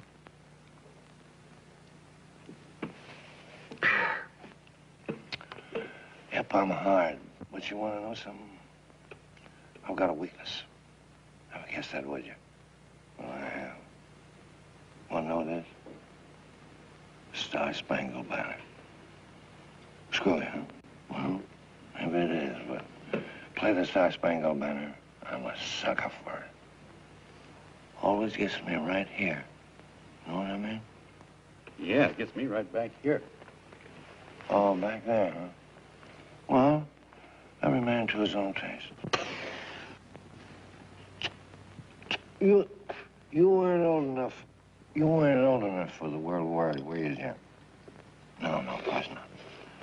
Oh, you must have been just kidding. I was just ripe and raring to go. You know what my old man did when I joined up? He joined up, too. Got to be a sergeant. And here's a kick for you. We were in the same outfit. Funny, huh?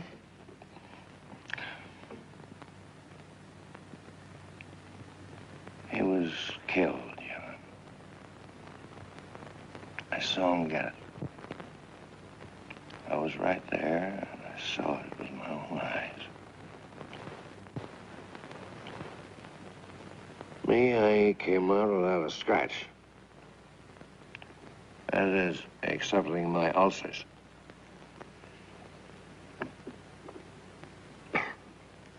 I should be drinking milk, you know. This stuff is poison. Hey, Tubby. Yes, Mr. Connell? What do you say, huh? All right. Yep, I'm a sucker for this country. I'm a sucker for the Star-Spangled Banner, and I'm a sucker for this country. I like what we got here. I like it. A guy can say what he wants and do what he wants without having a bayonet shoved through his belly. And that's all right, isn't it? You betcha. No. And we don't want anybody coming around changing it, do we? No, sir. No, sir. And when they do, I get mad. I get boiling mad. Right now, John, I'm sizzling. I get mad for a lot of other guys besides myself. I get mad for a guy named Washington, and a guy named Jefferson, and Lincoln. Lighthouses, John. Lighthouses in a foggy world. You know what I mean? Yeah, you bet. Listen, pal. This fifth column stuff is pretty rotten, isn't it? Yeah, it certainly is. And you'd feel like an awful sucker if you found yourself marching right in the middle of it, wouldn't you? You. Because you would have known it because you're gentle. But that's what you're doing. You're mixed up with a skunk, my boy. A no-good, dangerous skunk. Say, you're not talking about Mr. Norton, are you? I'm not talking about his grandfather's pet poodle. You must be wrong, Mr. Cannell. Because he's been marvelous about the John Doe clubs. Yeah? Say, you're sold on this John Doe idea, aren't you? Sure. Sure. I don't blame you. So am I. It's a beautiful miracle. A miracle that can only happen right here in the good old USA. And I think it's terrific. What do you think of that? Me, hard-boiled Cannell, and I think it's plenty terrific. All right. Now, supposing a certain unmentionable worm whose initials are DB was trying to use that to shove his way into the White House so he could put the screws on, so he could turn out the lights in those lighthouses. What would you say about that, huh? Nobody's going to do that, Mr. Cannell. They can't use the John Doe clubs for politics. That's the main idea. Is that so? Then what's a big political boss like Hammer doing in town? And a labor leader like Bennett? And a lot of other big shots are up at DB's house right now. Wolves, John. Wolves. Waiting to cut up the John Does. Wait till you get a gander at the speech you're going to make tonight. You're all wet. Miss Mitchell writes those speeches, and nobody can make her write that kind of stuff. They can't, huh? Who do you think writes them? My Aunt Emma? I know she writes them. And gets a big bonus for doing them, too. A mink coat and a diamond bracelet. Don't write them. Why, that gold-grabbing dame would double-cross her own mother for a handful of Chinese yen. Shut up. If you weren't drunk, I'd... Hey, boss. Here's the speech, boss. Hey. Go on and read it, John, and then start sucking. Hey, wait a minute, Mr. Doe. Tubby? Yes, sir. Better bring me a glass of milk. I'm smoking too much. Yes, Charlie? Got everything all set? Fine. John Doe been taken care of? Good. How many people do you think will be there? 15,000? Oh, my, that's fine. Now, listen, Charlie. As soon as John Doe stops talking about me, I want you to start that demonstration. And make it a big one, you understand? Don't worry about that, DB. My boys are there. They'll take care of it. What? Yes, I'll be there 15 minutes after I get your call. Why, Mr. Doe. Where are they? In the dining room, sir.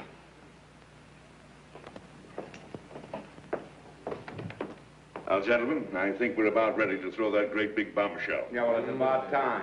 Even a conservative estimate shows that we can count on anywhere between 10 and 20 million John Doe votes.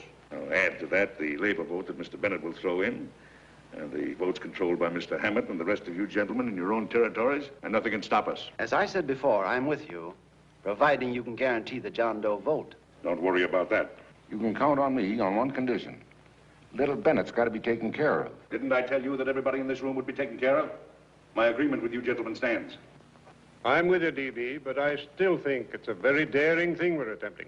These are daring times, Mr. Barrington. We're coming to a new order of things. There's too much talk been going on in this country. Too many concessions have been made. What the American people need is an iron hand. You're right. That's true. You're quite right, DB. Discipline.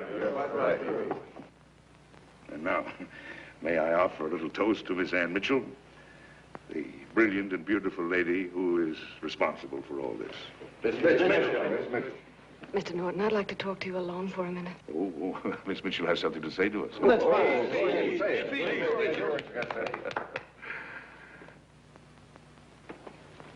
Hello.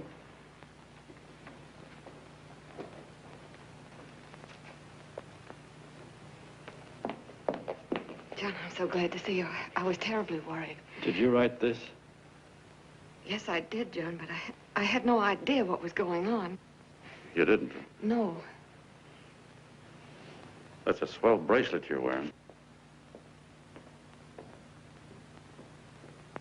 John, why aren't you at the convention?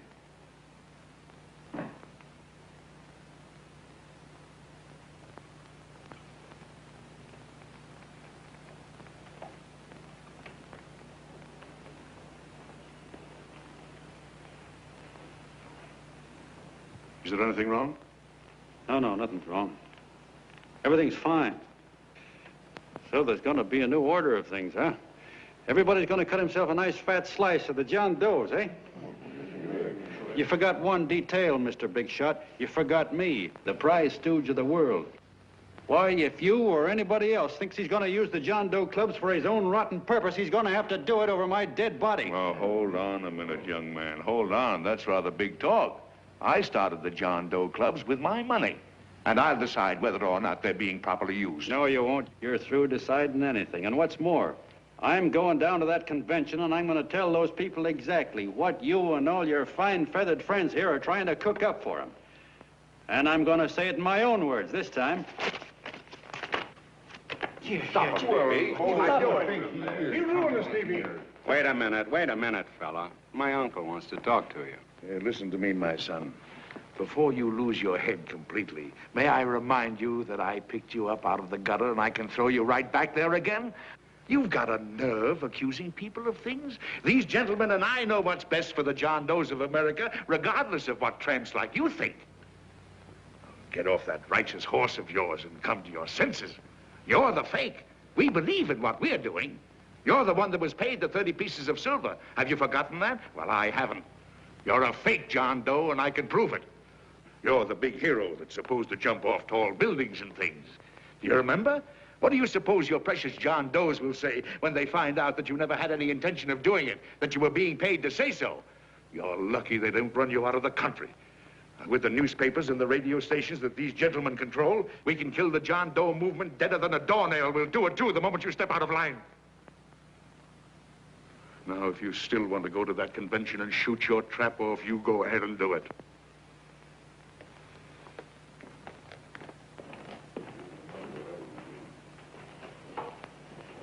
You mean to tell me you try to kill the John Doe movement if you can't use it to get what you want? You bet your bottom dollar we would.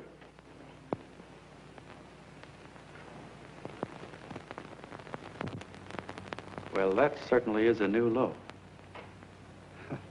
I guess I've seen everything now. You sit there back of your big cigars and think of deliberately killing an idea that's made millions of people a little bit happier. An idea that's brought thousands of them here from all over the country, by bus and by freight and jalopies and on foot, so they could pass on to each other their own simple little experiences.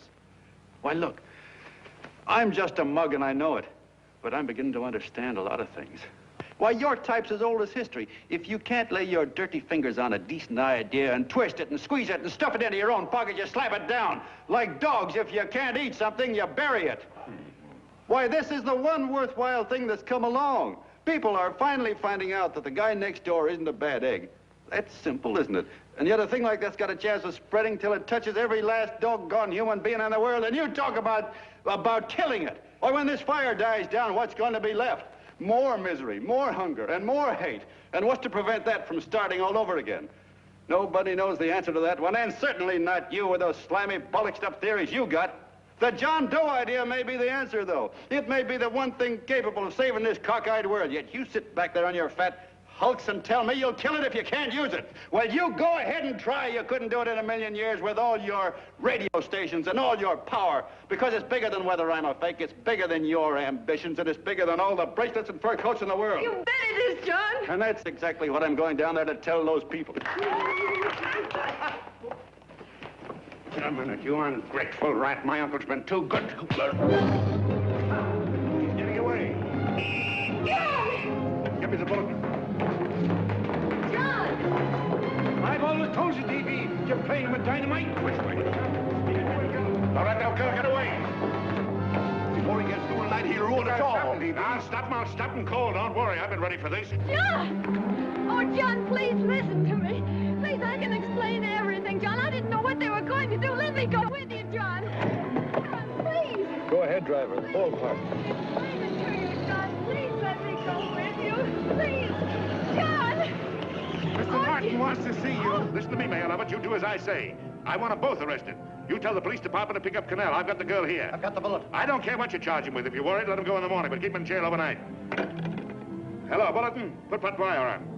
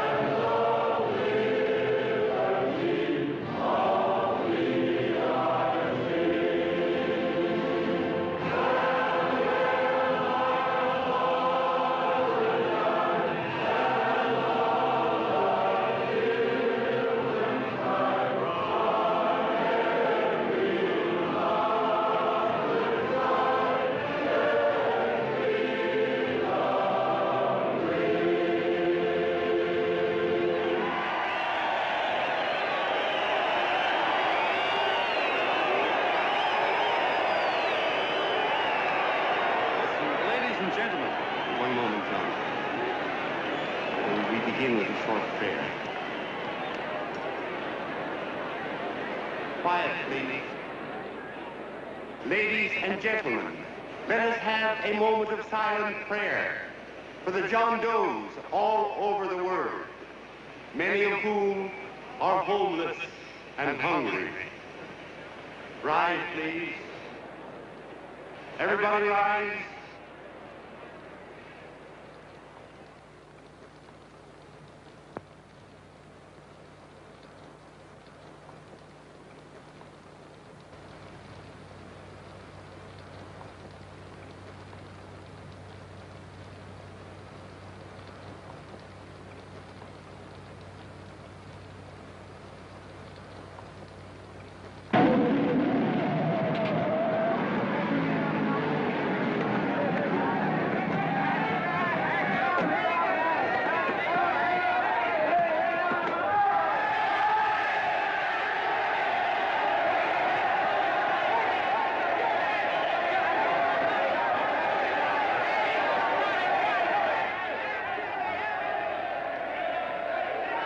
Newsboys.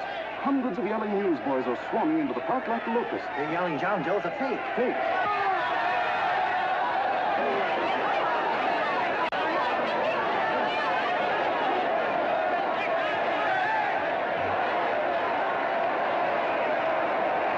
Federal investigation urged by Chamber of Commerce. How could he be a fake? It must be some kind of a gag. Oh, what? A gag. A gag.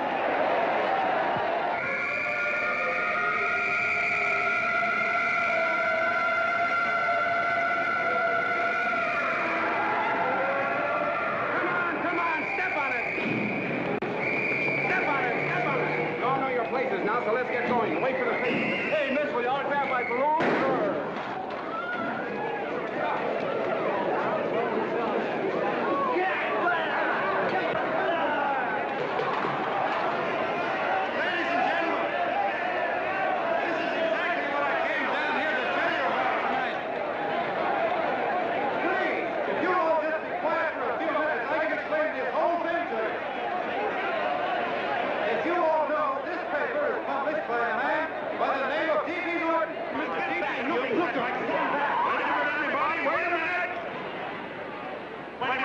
Gentlemen,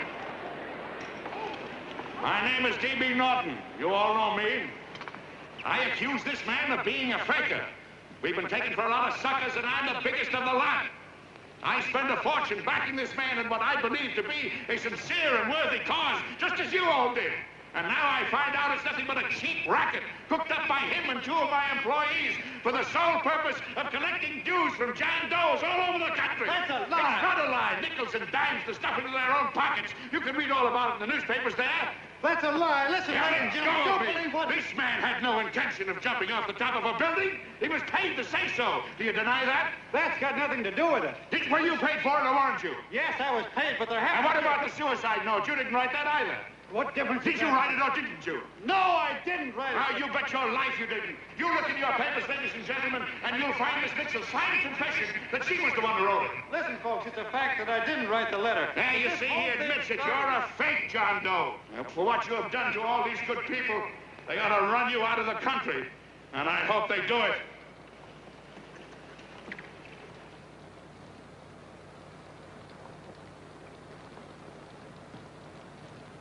Speak up, John. We believe you. Please, listen, folks. Now that he's through shooting over his face, I've got a couple of things to tell you about. Come on, the rest of you get in here and riot. Break this crowd up. Come on. I'm sorry, folks, but we can't hear him anymore. Something's gone wrong with the loudspeakers. John Doe's a fake. Boo! They can't hear me. This thing's not working. Ladies and gentlemen.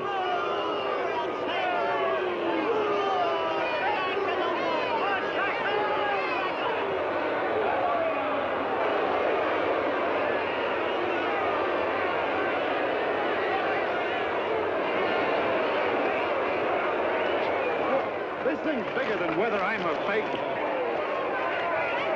Look, Bert, you believe me, don't you? Sure, I believe you. Walking my legs off, digging up 5,000 signatures for a phony. Well, there you are, Mr. Doe. 5,000 names asking you not to jump off any roof. It makes no difference, Bert. The idea's still good. We don't have to give up our club. Yeah, well, you can have it. They're starting to throw things. Somebody's going to get hurt. I'm afraid it'll be John Doe. Listen to that mob. I'm gonna go to him. All right, lady. Hey, what's wrong? Oh, let me go. I want to go to him. Oh, please. Please let me go. They're crucifying him. I can help him. Sorry, sister. We got orders to hold... Orders from who? Can't you see it's a framer? Oh, mother, they won't let me go. They won't let me go. Listen, folks. You gotta listen to me, everybody. Back to the jungle, you hobo! Just another racket!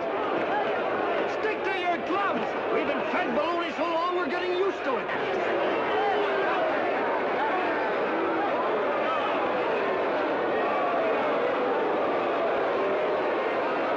idea is still good.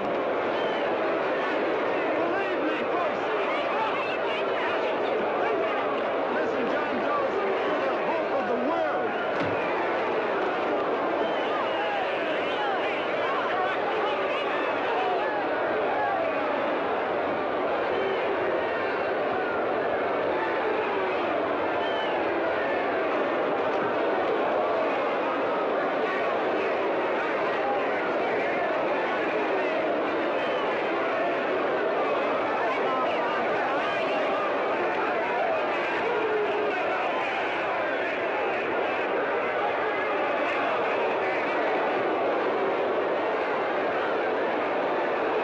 He's finally managed to get him out of the park.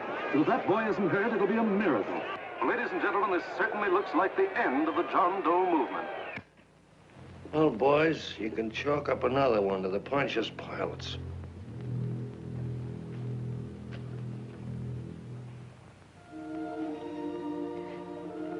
should have been there. I could have helped him. He was so all alone. A lot of us are going to be mighty ashamed of ourselves after tonight. We certainly didn't give that man much of a chance.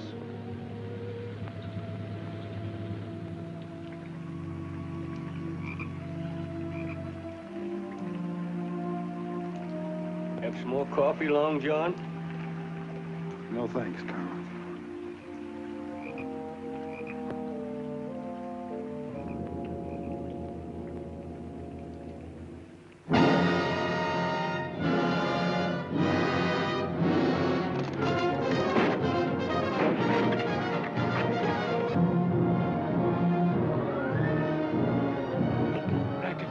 Liar, cheat, imposter. Why don't you jump? Christmas Eve at midnight. Bye, Mr. Doe. You're a wonderful man. And God bless you, my boy. Now get in there and catch you. Fake John Doe, and I can prove it. You're the big hero who's supposed to jump off tall buildings and things.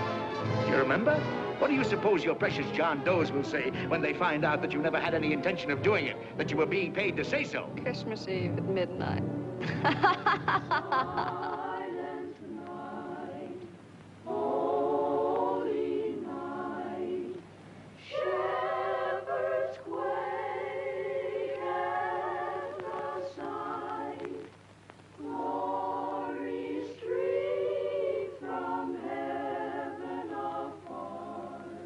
Merry Christmas, son.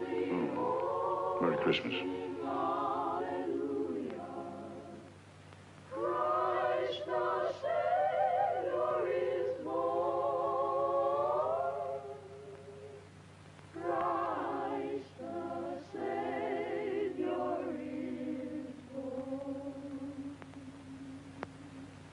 Thank you,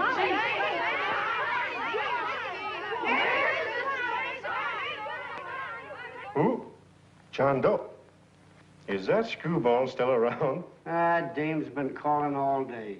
Sure, I know. Yeah, at midnight, huh? Okay, lady. We'll have the place surrounded with nets. They're laughing at me.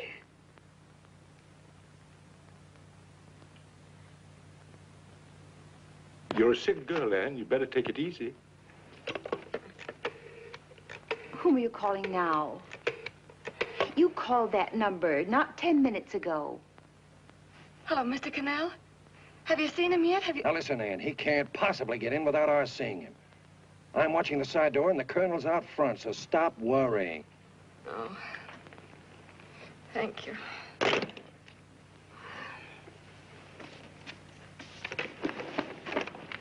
What, Ann? Anne, don't be foolish.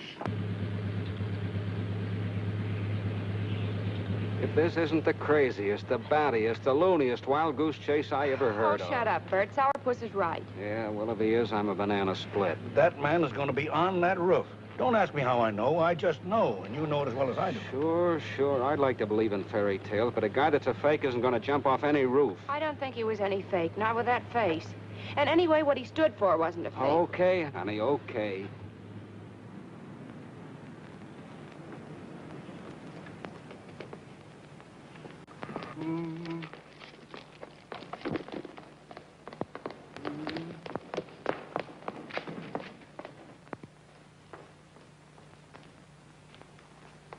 Elevators ain't running.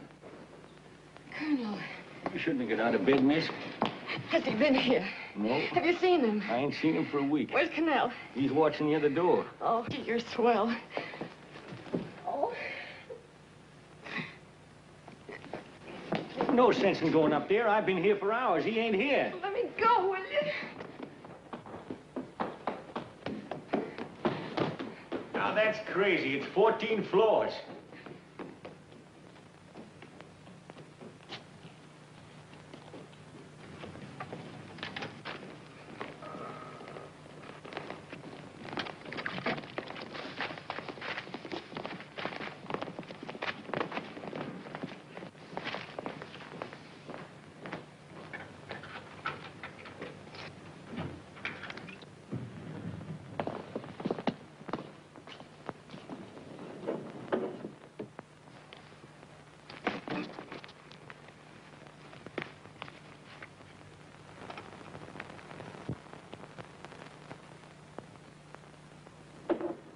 far as the elevator goes.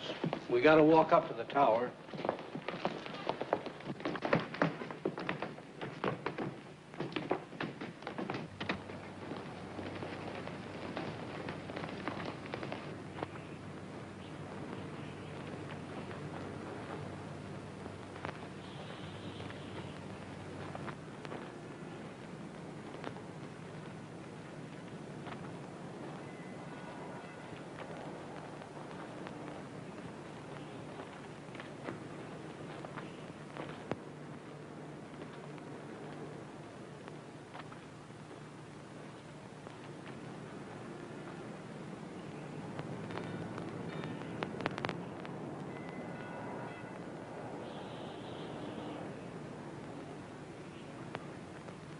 That tramp was probably full of Christmas cheer and asleep in some flop house.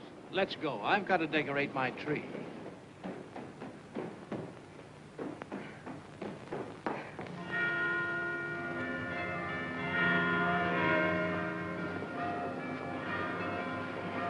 Well, I give up. I don't know what gave us the idea that we'd attempt anything like this. I guess you're right. I'm afraid the joke's on us. Let's go. I hope nobody finds out we've been here.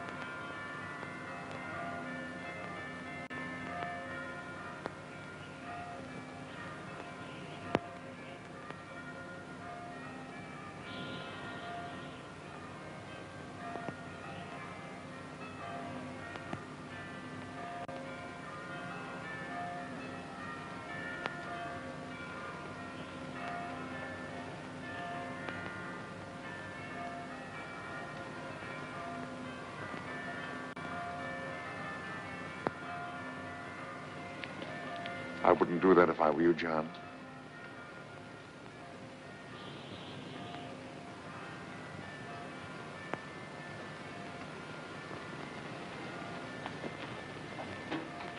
It'll do you no good.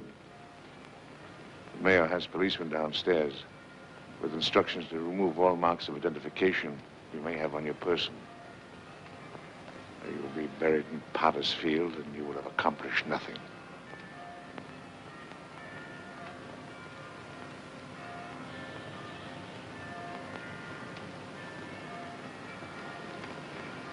I've taken care of that. I've already mailed a copy of this letter to Mr. Cannell. John, why don't you forget this foolishness? Stop right where you are, Mr. Norton, if you don't want to go overboard with me.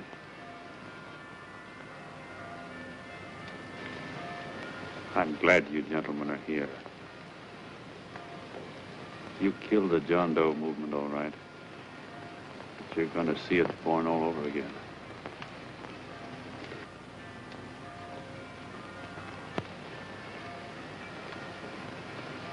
Now, take a good look, Mr. Norton. John! John! Oh, John, no, I won't let you. I love you, darling. Oh, please. Please don't give up. We'll start all over again. Just you and I. It isn't too late. The John Doe movement isn't dead yet. You see, John, it isn't dead or they wouldn't be here. It's alive in them. They kept it alive by being afraid of. That's why they came up here. Oh, darling. Sure, it should have been killed. It was dishonest. But we can start clean now. Just you and I. It'll grow, John, and it'll grow big because it'll be honest this time. Oh, John, if it's worth dying for, it's worth living for. Oh, please, John. Oh. Oh, please, please, God, help me. John, look at me. You want to be honest, don't you? Well, you don't have to die to keep the John Doe idea alive. Someone already died for that once. The first John Doe. And he's kept that idea alive for nearly 2,000 years. It was he who kept it alive in them. And he'll go on keeping it alive forever and always. For every John Doe movement these men kill, a new one will be born. That's why those bells are ringing, John. They're calling to us. Not to give up, but to keep on fighting, to keep on pitching. Oh, don't you see, darling? This is no time to give up. You and I, John, we... Oh, no. No, John. If you die, I want to die, too. Oh, I love you. Oh, John.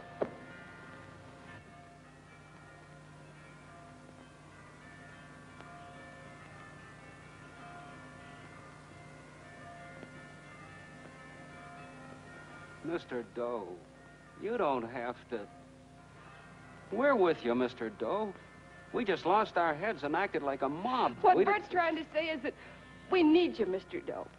There were a lot of us that didn't believe what that man said.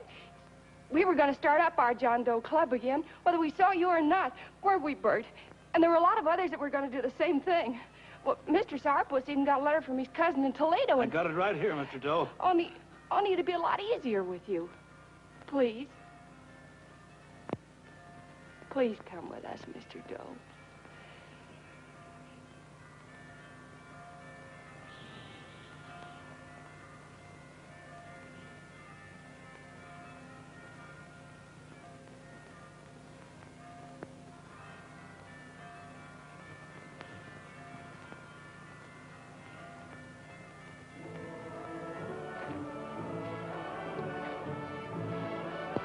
Long John. Mr. Doe. Here, we'll help you with her. She'll be all right. Mr. Doe, take her right down to the car. Right up. Look, we got a car right down. Lay on, Norton. The people. Try and lick that.